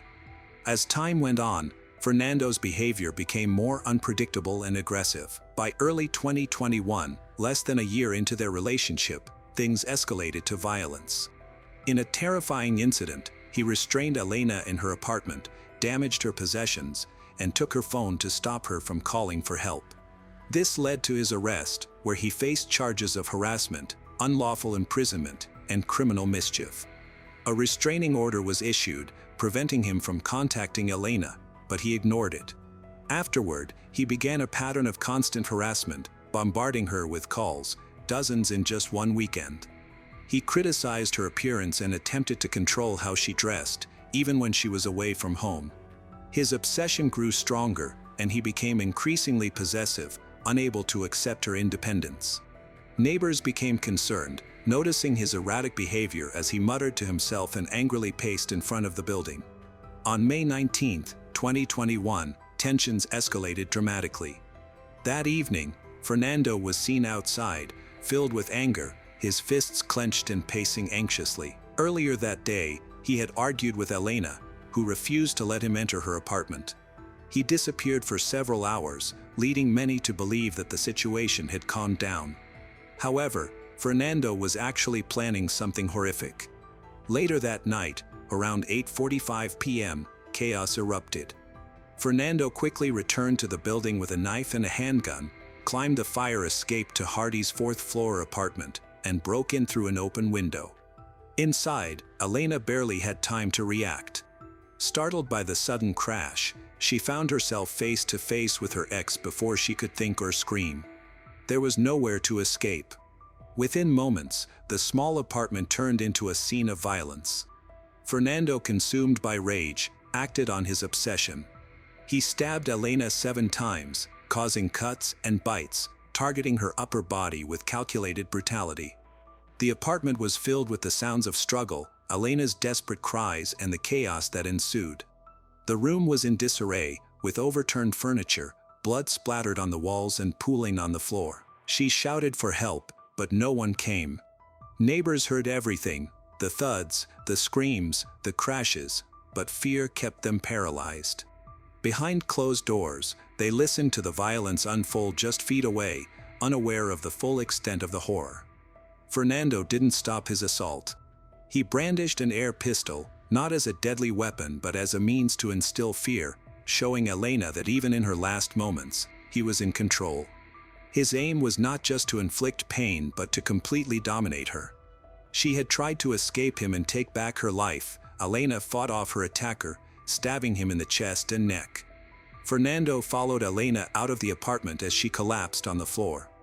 He was covered in blood and had a knife in his hand. Neighbors heard her screams and called the police. She died minutes later in an ambulance on the way to the hospital. Fernando was taken to Harlem Hospital in critical condition and later charged with murder, burglary, and criminal mischief. Investigators looked into his history, uncovered alarming patterns of control, violent outbursts, previous incidents of harassment and assault. Court records showed that Fernando had consistently exhibited volatile behavior. Elena's death was not his first act of violence, it was the latest in a series of warning signs. The restraining order she obtained, which should have provided her some safety, ultimately failed her. Elena's family was devastated. Her mother struggled to accept that her daughter, a vibrant, funny, and kind-hearted individual who had tried desperately to escape her circumstances, was gone. The weight of grief was compounded by the realization that Elena had taken all the right steps. She sought help, established boundaries, and pursued legal action. Yet, none of these efforts were sufficient. As the news of the murder spread, people in New York took to the streets. Women marched to honor Elena, and vigils were organized in her memory. Her story sparked widespread outrage, resonating with countless women who have faced abuse. Elena's death became a poignant symbol, highlighting the failures of the system to protect those who need it the most. Hardy's family has set up a GoFundMe page to help pay for her funeral and transportation back to Arizona, and has already raised more than $10,000. After health has stabilized, at the precinct, Fernando Munera remained silent. He stared straight ahead, refusing to cooperate or provide any explanation or remorse. The detectives had no confession to rely on, just a troubling puzzle filled with obsessive behavior, digital clues, and broken lives. As the investigation progressed, a disturbing picture emerged. Fernando did not view Elena as a partner, he saw her as an object to own. When she tried to establish her independence, when she stood up for herself, he perceived it as a betrayal. In the months before the trial, the evidence against Fernando accumulated. Witnesses reported his strange behavior leading up to the murder. He was seen pacing, mumbling, and watching Elena's apartment. Surveillance cameras captured his movements in detail, showing his journey from the streets to the fire escape to Elena's fourth-floor apartment and crawled through an open window. Forensic evidence, including fingerprints, DNA, and injuries on Elena's body, provided further confirmation. There were no other suspects or uncertainties. The trial focused not on who committed the crime but on whether justice would be served. The courtroom was crowded on the first day of Fernando's trial, with every seat occupied. The atmosphere was heavy with emotions. Elena's family sat at the front, fixed on Fernando, who was responsible for their loss. The prosecution began by outlining a disturbing timeline, illustrating how Fernando had descended into possessive rage. They portrayed him as calculated and deliberate, emphasizing that this was not a spur-of-the-moment act but a planned attack. They presented footage of Fernando lingering outside Elena's building, his body tense and his expression filled with anger. They described how he had initially left but returned armed with both a knife and an air pistol, two weapons, signifying two conscious choices. There was no uncertainty, only a progression toward violence. Then came the photographs from the crime scene left everyone in the room speechless, walls stained with blood, furniture in disarray, and a life taken too soon. A forensic pathologist told the jury about the stab wounds on Elena's upper body. These wounds were not random or chaotic, they were deliberate and targeted. A neighbor recounted the sounds heard on the night of the murder, the crashing noise, faint screams, and then complete silence. Another neighbor mentioned seeing Fernando outside earlier that evening, pacing anxiously with clenched fists, talking to himself with a look in his eyes that suggested something dangerous was brewing. Elena's friends shared her final thoughts from the last days of her life. She had been terrified. She confided in them about the threatening phone calls, the pressure to change her appearance, and her constant fear. One friend read a message Elena had sent. Elena said that she was scared of what Fernando might do, but she didn't know how to make him stop. This statement hit hard, and the room went quiet. The defense presented a different narrative. They acknowledged the attack and the victim's death, but portrayed Fernando as a man who had lost control due to an overwhelming relationship. They argued that he had reacted impulsively after being locked out, claiming it was not a premeditated act but rather an emotional breakdown. They referenced his history of mental health issues, suggesting that his behavior stemmed from an undiagnosed condition. A psychologist testified about themes of trauma, instability, and mental decline. In contrast, the prosecution remained firm and clear. They asserted that Fernando did not simply lose control, he planned the attack. He paced back and forth, returned armed, broke in, and used 2 weapons to stab an unarmed woman 7 times before fleeing. This wasn't an emotional spiral, it was deliberate and calculated violence. His obsession was unrestrained, leading to a tragic outcome fueled by hatred, not a lapse in judgment. Fernando had made his choice long before that night, and Elena Hardy lost her life because of it. As the trial went on, the courtroom became a tense battleground where 2 contrasting images of Fernando Munera clashed. The defense depicted him as a broken man, filled with remorse and overwhelmed by circumstances. In stark contrast, the prosecution painted a much darker picture. In her final moments, Elena Hardy experienced terror, helplessness, and pain at the hands of a man who viewed her independence as defiance and wanted to control or destroy her. Elena's family attended every day of the trial. Her mother held a framed photo of her daughter, a symbol of a life once filled with joy and hope. Tears streamed down her face whenever the prosecution recounted the brutal details of the crime. Yet amidst the sorrow, there was determination. Elena's mother was resolute in her promise that Fernando would face justice for his actions. In their closing arguments, the prosecution emphasized their message clearly. They urged the jury to view Fernando not as a victim, but as a calculated aggressor. This was not a tragic error, it was a display of brutal violence. Elena was not his partner, she became his target the moment she tried to take back control of her life. The defense made one final attempt to restore Fernando's reputation. They highlighted his remorse, his troubled history, letters from friends who depicted him as kind and caring. However, these sentiments could not erase the stark reality, the evidence, including the images, witness testimonies, stab wounds, and months of increasing harassment, remained undeniable. The jury deliberated for hours. When the verdict of guilty for second-degree murder was read, the atmosphere changed dramatically. A mix of relief, sorrow, and a sense of finality filled the room. Elena's family embraced each other tightly. While this did not bring closure, since nothing could bring her back, it was a meaningful step towards justice. A month later, the courtroom convened again for the sentencing. Elena's mother stood to deliver her victim impact statement. Her hands trembled, her voice conveyed the deep sorrow of a life irrevocably changed. She talked about the void Elena left behind and the silence that now filled her home, contrasting with the joy of her daughter's laughter. The prosecution reiterated their case, this time emphasizing the consequences. They requested the maximum sentence, highlighting the deliberate nature of the crime, how Fernando had disregarded the restraining order, how the cycle of violence had escalated, and how society must seriously recognize the tragic loss of a young woman's life. The defense offered their remaining arguments, attempting to appeal to the jury's compassion. Then Fernando stood up. He was pale and visibly shaken as he faced Elena's family.